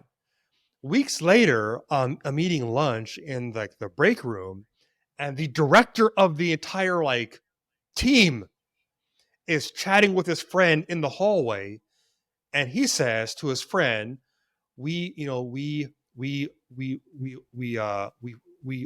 pushed out with this broken design model, and we have two choices. We either have to go to the management leadership and say, listen, this is at its core broken. We need to go back to the drawing board and start over, or we make adjustments and we just have to go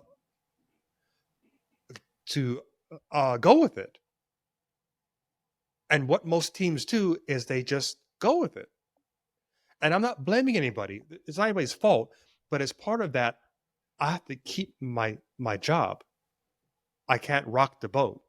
So that's why so many companies come up with like design that's not really awesome, because Yeah. they aren't digging deep enough. It's like that's why the air what do you call it? Not the Airbnb, the Uber app, Uber and Lyft is like so amazing because it's a math app. People think it's a UI. It's not the UI. The UI is just a presentation layer between you and the customer. But they thought about what is valuable to the customer is knowing minute by minute where that car is and being able to estimate down to the minute. If I get in this car, I'll get to wherever I'm trying to go by X time. That's that's all math. That's not UX. It's math. It's math, right? And so what truly makes awesome experiences is like really listening to the user and saying, um, how does this presentation layer, this UI, support the business part? That's the part you have to get right, is the business. What's the business we're in? What are we selling? Uber sells rides that are accurate and pricing that is accurate. That's what they actually sell. They sell, we we can predict that you are probably going to get to X place by X time, right? And because the people who they were initially serving were people who had meetings. I have to get to work by a certain time. I have a meeting. It's not, I have to get to the airport at a certain time. It's not just, I'll be half an hour late. Oh, it's all right. Right. So it's not, like a cab ride where you may not get to your destination at a certain time, and that could cost you billions of dollars because you're or a big project because you have this meeting and it's important. So Yeah. Uber said, well, we're going to take your ride and doing the math to help you make sure that you get the right ride as importantly as you take your actual job. So to kind of take a Yeah. step back, the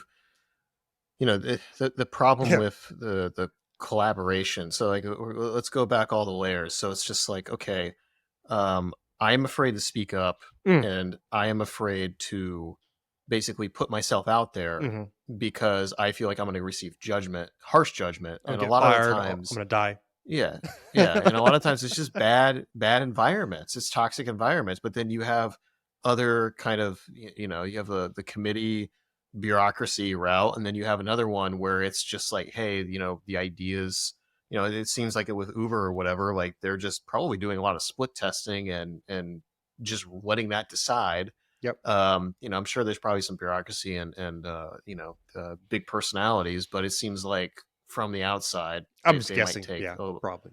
yeah. But I mean, you said Expedia. It was when you worked there, like it was a lot more objective. Yeah, because it was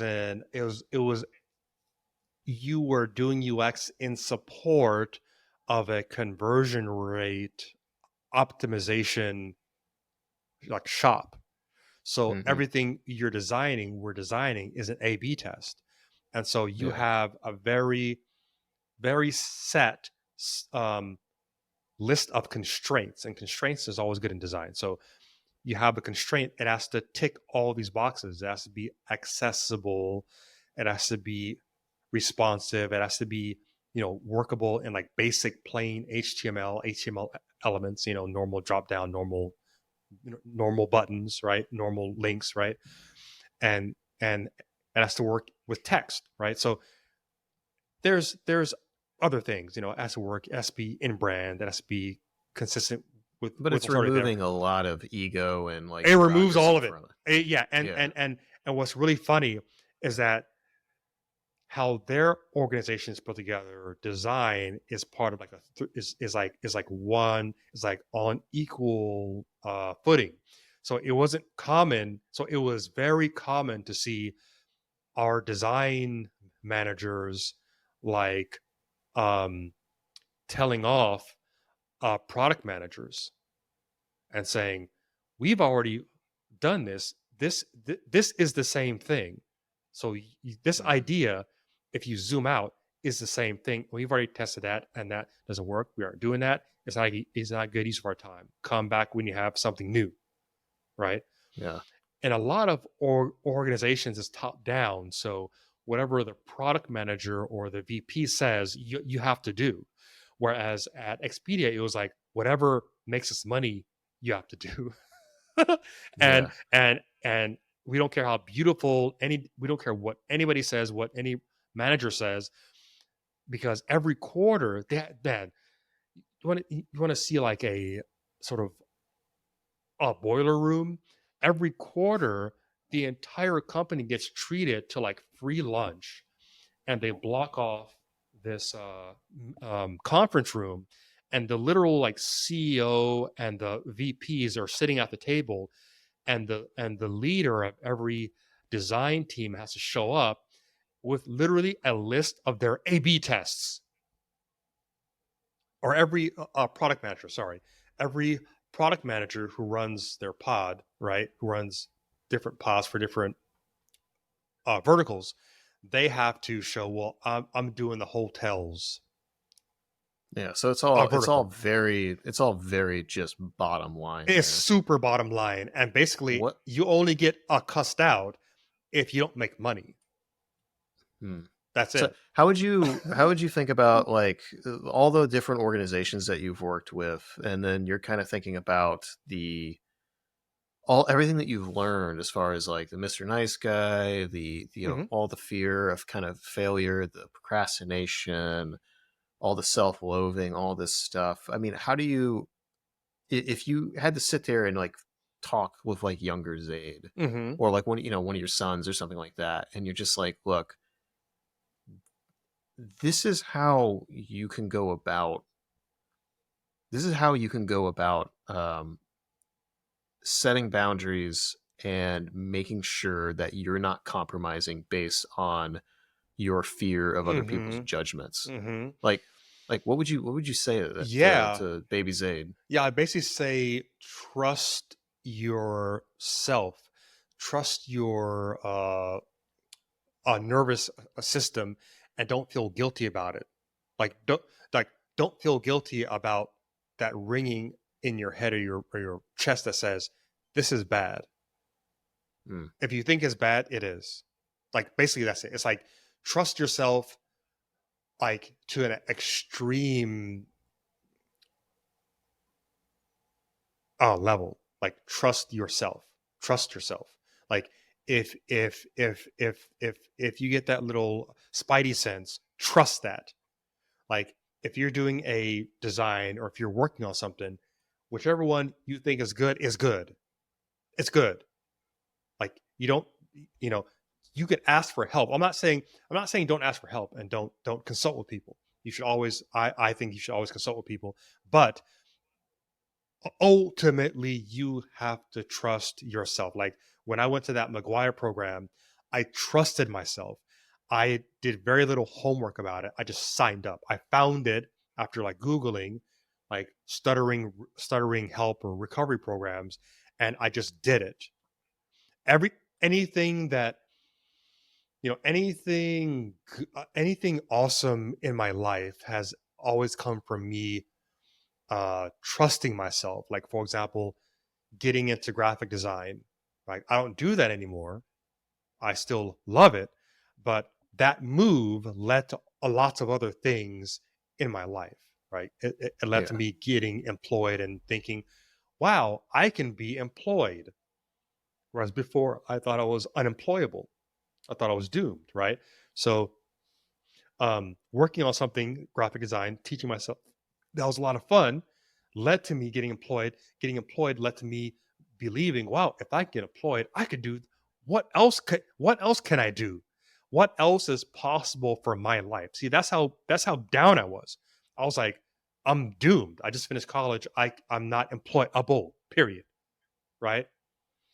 To becoming employed and saying, wow, look what I can do. Like again, that 7-year-old kid saying, hey daddy, mommy, look at my drawing, right? All Yeah, right, yeah. and a lot of those opportunities didn't last long, but it created a track record of hey, I can put myself into things and not understand everything. I don't have to know the answer right now, but if I sit down and work on it, the answers will come, you know. So that's what I would say is like trust your intuition, like all the way. Like trust it all the way, you know? What's the area that you are most interested in right now and you're gonna like Hmm. continue to put more effort into? I mean, for me right now, it's definitely there's kind of two tracks that I'm kind of going on. One is like the Garamate, like, when the body says no. I've got a bunch of other books that are kind of adjacent to that I'm reading as far as like the link between, the whole psycho neuroimmunology Yeah. aspect, like the link between all these three things. I mean, I'm doing that not only for my own, figuring out my own autoimmune situation and how to get out of this, but also just this is an area that I really want to put a lot of effort into helping other people because Hmm. I I wish that I would have come across somebody like me 5 years ago. It's like, hey, you fucking idiot! Like you're hurting yourself. Here's all the things you need to know. I have not heard anybody else that has connected all these dots, particularly in the context of an entrepreneur, Mm-hmm. because see, an Mm-hmm. entrepreneur can mask a lot of these issues because it's like socially acceptable. Hey, You know, there you go. Exactly. like, Exactly. oh, okay, Exactly. you're grinding. You know, you're working real Yeah. hard. You know, you're hustling, hustle culture. So like, it goes unnoticed, Correct. and there's a lot of shame to like, there's a lot of shame in entrepreneurship of not being able to take it or not being able to like hack it or whatever else. And I'd really like to do in whatever small way I can to kind of like help shift that perspective. But That's good, man. regardless, like that's one track, and then the other one is kind of looking at, which I think is very closely related, but this kind of adult children of alcoholics, adverse childhood experiences, all this other stuff, and like trying to figure out like where does this all stem from, because the personality traits that like, even like you said, like what was it, no more Mr. Nice Guys, like the personality traits that I listed off earlier are almost identical to the ones that Gabor Mate lays out that are predisposition to have cancer and autoimmune conditions. So it's all interlinked, and like figuring out like these various personality types, like how do they form, and then what can be done about it, and then to your point, how do you reach those people in a way that resonates, because a lot of these people are very type A, prideful, like whatever, like they don't want to acknowledge that there's something wrong with them. Yeah. Yeah. So what is the equivalent for you? Like, where are you putting your effort into, and what are you kind of researching right now? Talking. I mean, so Yeah. basically, like the opposite of what I've done most of my life, which is just hide a bunch of things. So I'm just going to get out and just start talking to people, right? So live stream is one way to just be out talking to people, but what I want to do is start having people on and do my thing live. That's so okay. So that's the one thing that I will be doing, like going forward, not setting up a sales funnel, not setting up email marketing, right? If people join my email list, yeah, that would be great. But I'm not going to spend time fiddling with, lead pages and constant contact and all these different things, right? And trying to set up tripwires and stuff and zaps and stuff. Is simply putting it out there, putting out there saying, this is what I want to do. Would you like to do it? The same way a 4-year-old kid takes his toys and shares with another kid and says, hey, I'm making this thing. I'm drawing this thing. I'm drawing sharks. Would you like to draw sharks with me? You know what I mean? So the idea is like just finding those types of people, because again, a lot of it, you have to see me do it. Make sense? It's the same thing as like graphic design. You don't, or like dancing or like martial arts. You have to see somebody actually doing it to get what it is, right? Like there's this saying that I heard in this movie. It said, I think a famous jazz Keep your dancing. Keep your mic a little bit closer to you. Yeah, mic closer. Yeah, not that close. okay, like that. A little bit. There you go. Yeah, he said that talking about love is like dancing about architecture. Make sense? So how you describe the thing, you have to use the thing itself to like do it, right? So I can in a sense, it doesn't make sense to write a book. I am going to, but it doesn't make sense to start with a book. Mm-hmm. Maybe, if I take my live streams and put them all together and like publish them, yes, a book, fine, right? But it makes sense to demonstrate what I'm doing because it's very physical. What I essentially want to do is consult with you in a sprint, consult with clients in a sprint like format, but coach them through the blocks in the moment. Because what has always happened to me is that I gain momentum and I'm rocking and rolling, and then the consultant or the mentor says, okay, now the next step is to go on LinkedIn and post all day and like comment on people's stuff.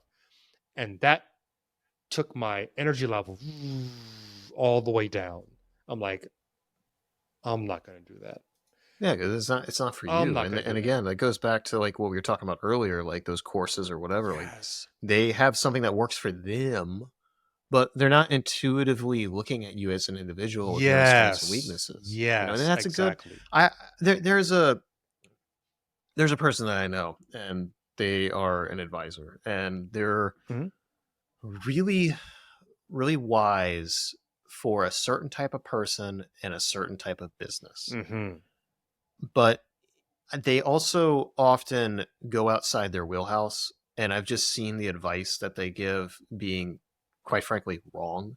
Okay. And it's just because like they have a certain perspective, and dude, they can't see outside of it. It's just like everything's a hammer. Every single tool. Oh, you need a Mm. hammer.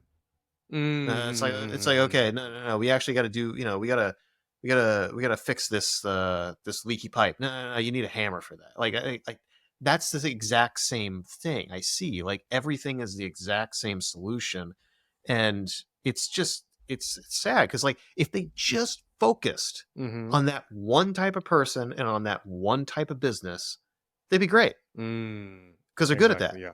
Yeah. But like they go outside their wheelhouse because I don't know if they just want more money or they don't want to turn things down or what, but they just keep doing it. And it's just like Mhm. they're doing themselves and their customers like a disservice, Mhm. you know?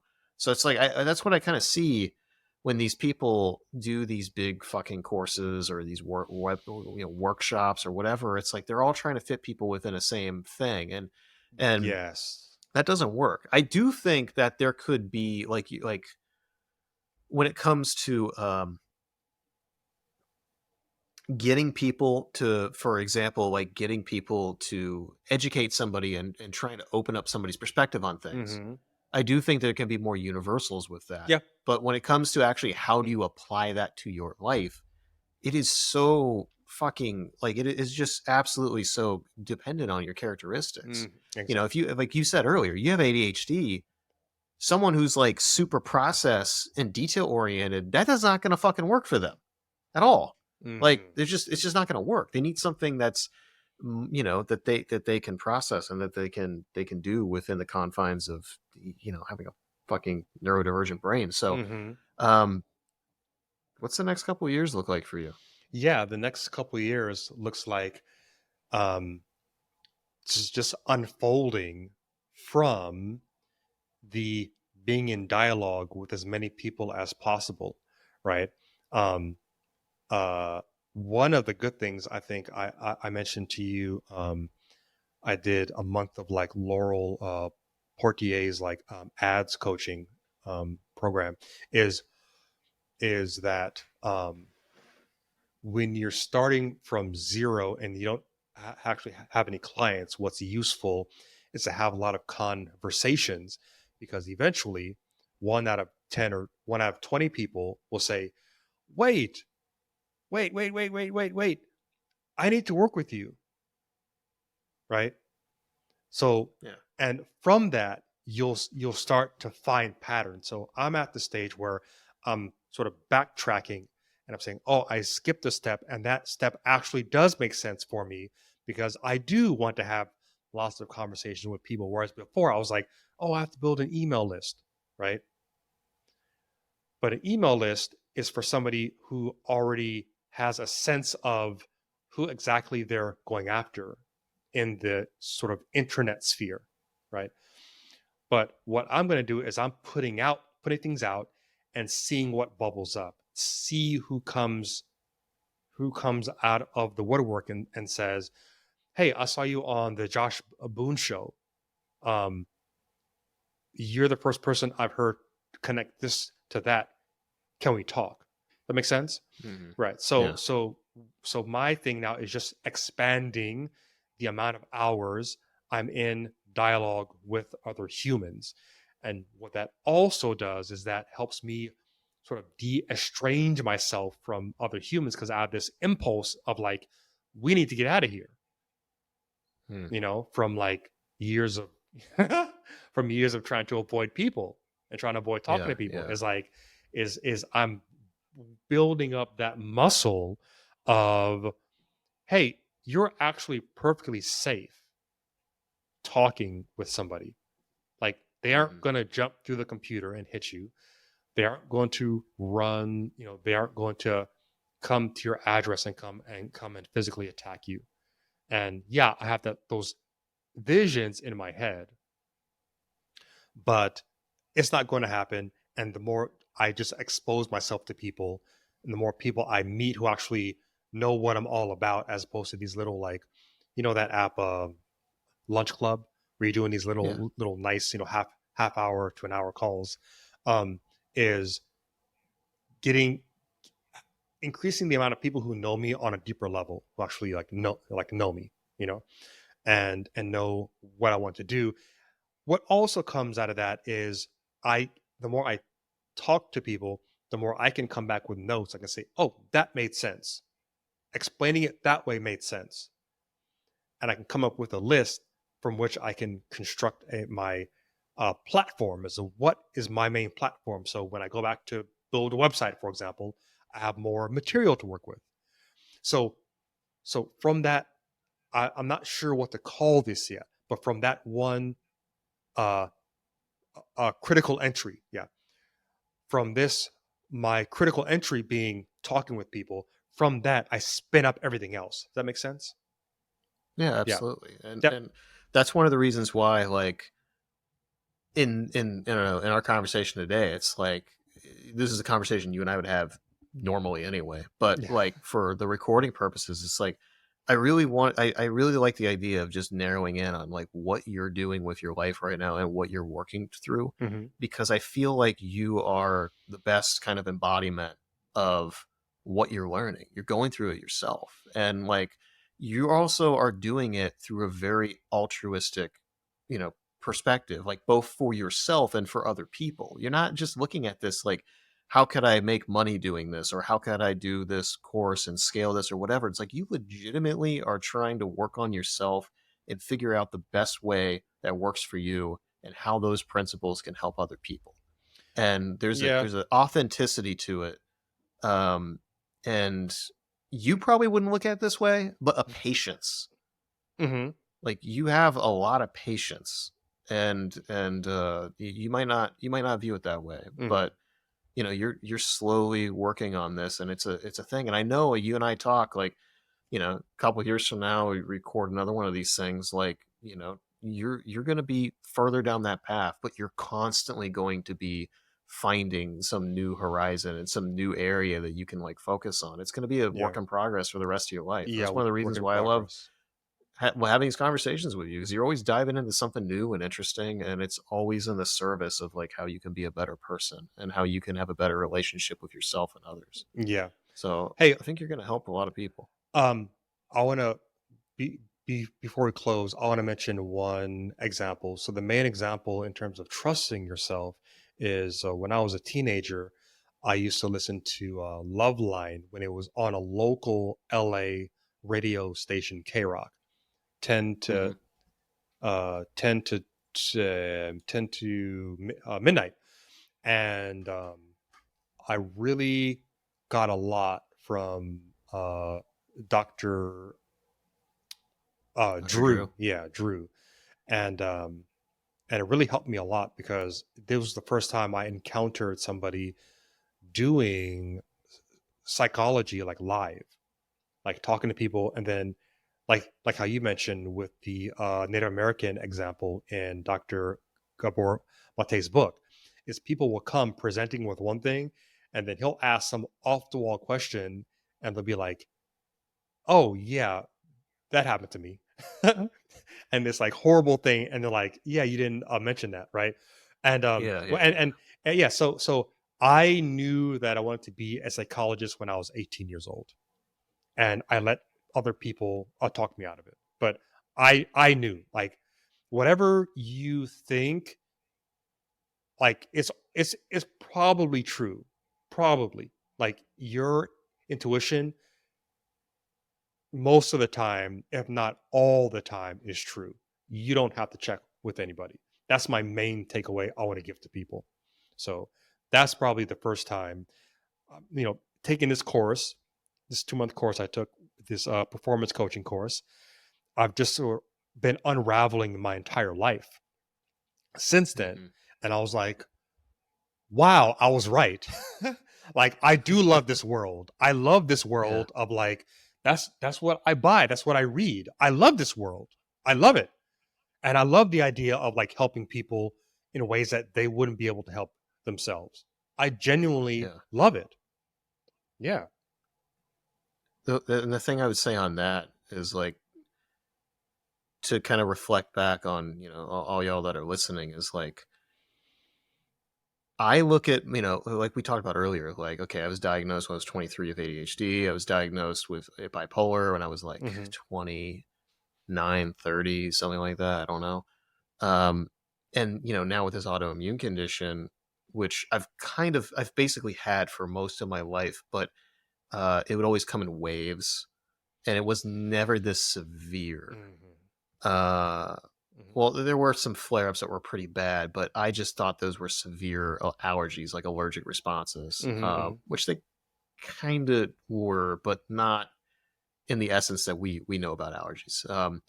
But it wasn't a chronic thing. Like, I'm constantly fighting off until probably like late 2020, early 2021, something Mhm. like that. All of these things have caused me to have to do a lot of research, Mm. and like, you and I have kind of talked about through our offline conversations, and then even kind of touched on today. It's like, you think back at, like, what if, Mhm. like, what if I would have known this stuff? What if I would have had Yeah. uh you know uh upbringing that was a little more structured and a little more less chaotic, or whatever. Like, you think about all these things, these what ifs, and it can make you feel really bad for yourself, and it can make you Mhm. beat up on That's right. yourself, like, because, like, either you pity yourself because these external forces, or you hate on yourself because you feel like you could have done better. And this is a reoccurring thing in Mate's book, is that people think that they deserved their bad childhoods, Yes. even though Yes. it had Yeah. nothing to do with them. Yeah. Like, they were a child, and they had no agency or control over the circumstances, but they Mhm. somehow think that they're guilty. And it's a coping mechanism. That's your way Yes. of making sense of it, because it doesn't make sense. And the only Yes. thing I would say is, like, to kind of reflect back, is like, you know, I look at you and I'm like, yeah, you would be a fucking amazing psychologist. Like, you can diagnose people.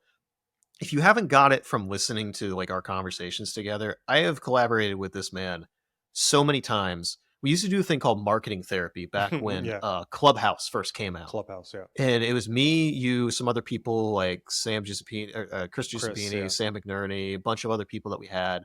Um, we would show up, and we just have either marketing professionals or founders of companies, entrepreneurs, solopreneurs, whatever. They would hop in there, and we do marketing therapy.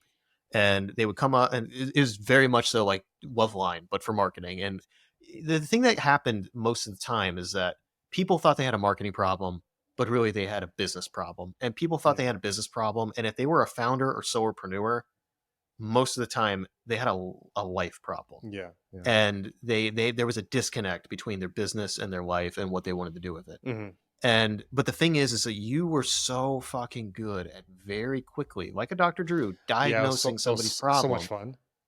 and pinpointing exactly what they need to Yeah. work on, and sometimes within minutes. And some of those people have hit me up after, and they hit you up after, and said how impactful that conversation was. That 10-15 minute conversation they changed their business, they changed their life, they whatever. Mhm. And Yeah. you and I didn't even talk to that many people, but like, it Yeah. was You're right. probably like 150 people over the weeks. Like, Mhm. but some of those people came back and were like, holy shit, that completely changed things for me. And what I would say is, like, it's easy to be like, man, like, like I could have done so if only I just would have not listened to people and I would have just became a psychologist, like Yeah. everything would have changed different. But the thing is like what makes you so effective is that you are not a normal psychologist. Like you didn't just go through the schooling and become indoctrinated with that fucking perspective. Yeah. The difference is that you were a designer and then you became a user experience strategist, and now you have this artistic and this design framework, and you look at these people's lives as a design problem. Yes. And that's how I always describe you. Yeah. I'm like, you're a user experience strategist that's worked some of the top corporations in the world, and now you help people, with their life and using it as looking at it as like a design problem. And that if you wouldn't have gone down this path, Mm-hmm. you wouldn't have that perspective. And I think Yeah, you're going to help you've already helped a lot of people, Yeah. but I think you're going to continue to help people. And it's because you have that intersection of two extremely unique like perspectives and Mhm. modalities that almost I've never seen anybody else have. And they're probably out there, Mm-hmm. but I'm not aware of it. Mm-hmm. And so I guess this is just my way of saying like, as we all are like a constant like work in progress, um, just be fucking two things, like be kind to yourself Yeah.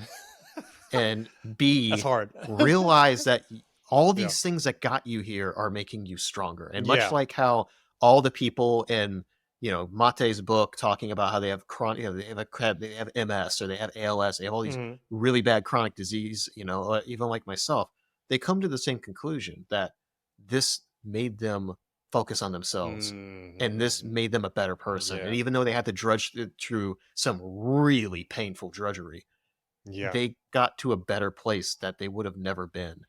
And so, yeah, man, like I think you're a shining example of that. Like, you're all the bullshit you went through made you a unique person that you're now going to take that and help a lot of people and yourself in the process. Yeah. And hopefully, break that chain in your family and have your kids grow up and be healthy people that have kids and they're better than they are and better than you were. And you just Yes. continue Yeah, that. that's You the have that goal, man. compound That's the goal, interest. man. That's the Yeah. goal, man. That's the goal So, is like creating a dynasty. That's how I think of it in my head is like I'm creating a dynasty, like that there's always a point in a family where somebody decides to go for to invade or become a king, and then they change the path of their family. Not saying that that's good or bad. I'm just using that as a example. Um, you know. So yeah, man. Yeah, but I definitely do sh- sh- struggle with that part of it. With like, yeah. it's okay that I had to go through these things. Like, it's okay, and that yeah, I grew from them, and they don't have to be mm, it's not all bad. They don't have to be reasons. I can choose. I can decide to not spin them up as reasons for why I'm a loser. That makes sense. Mm. I can Oh, yeah.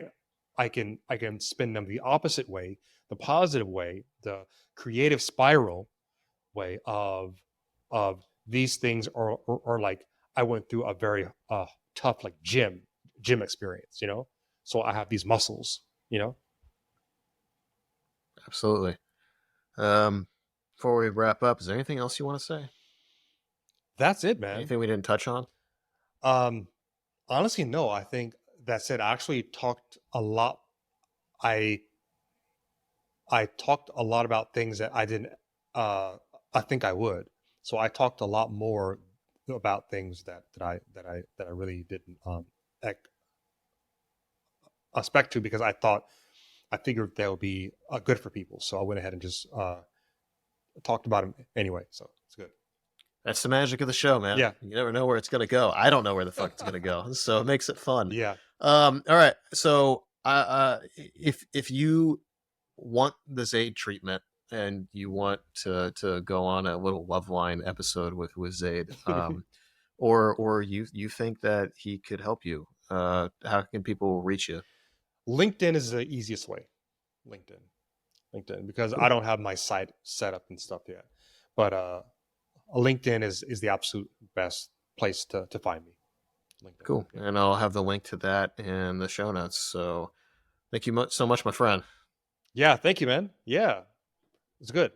And that is it for this episode. Let me know what you thought in the comments. And if you enjoyed this, it would mean the world to me if you could give us a quick like on this video and subscribe to the channel.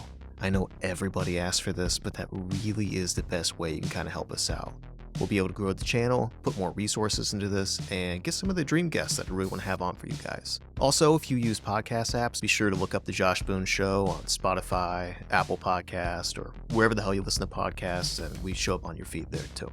So, until next time, peace, y'all.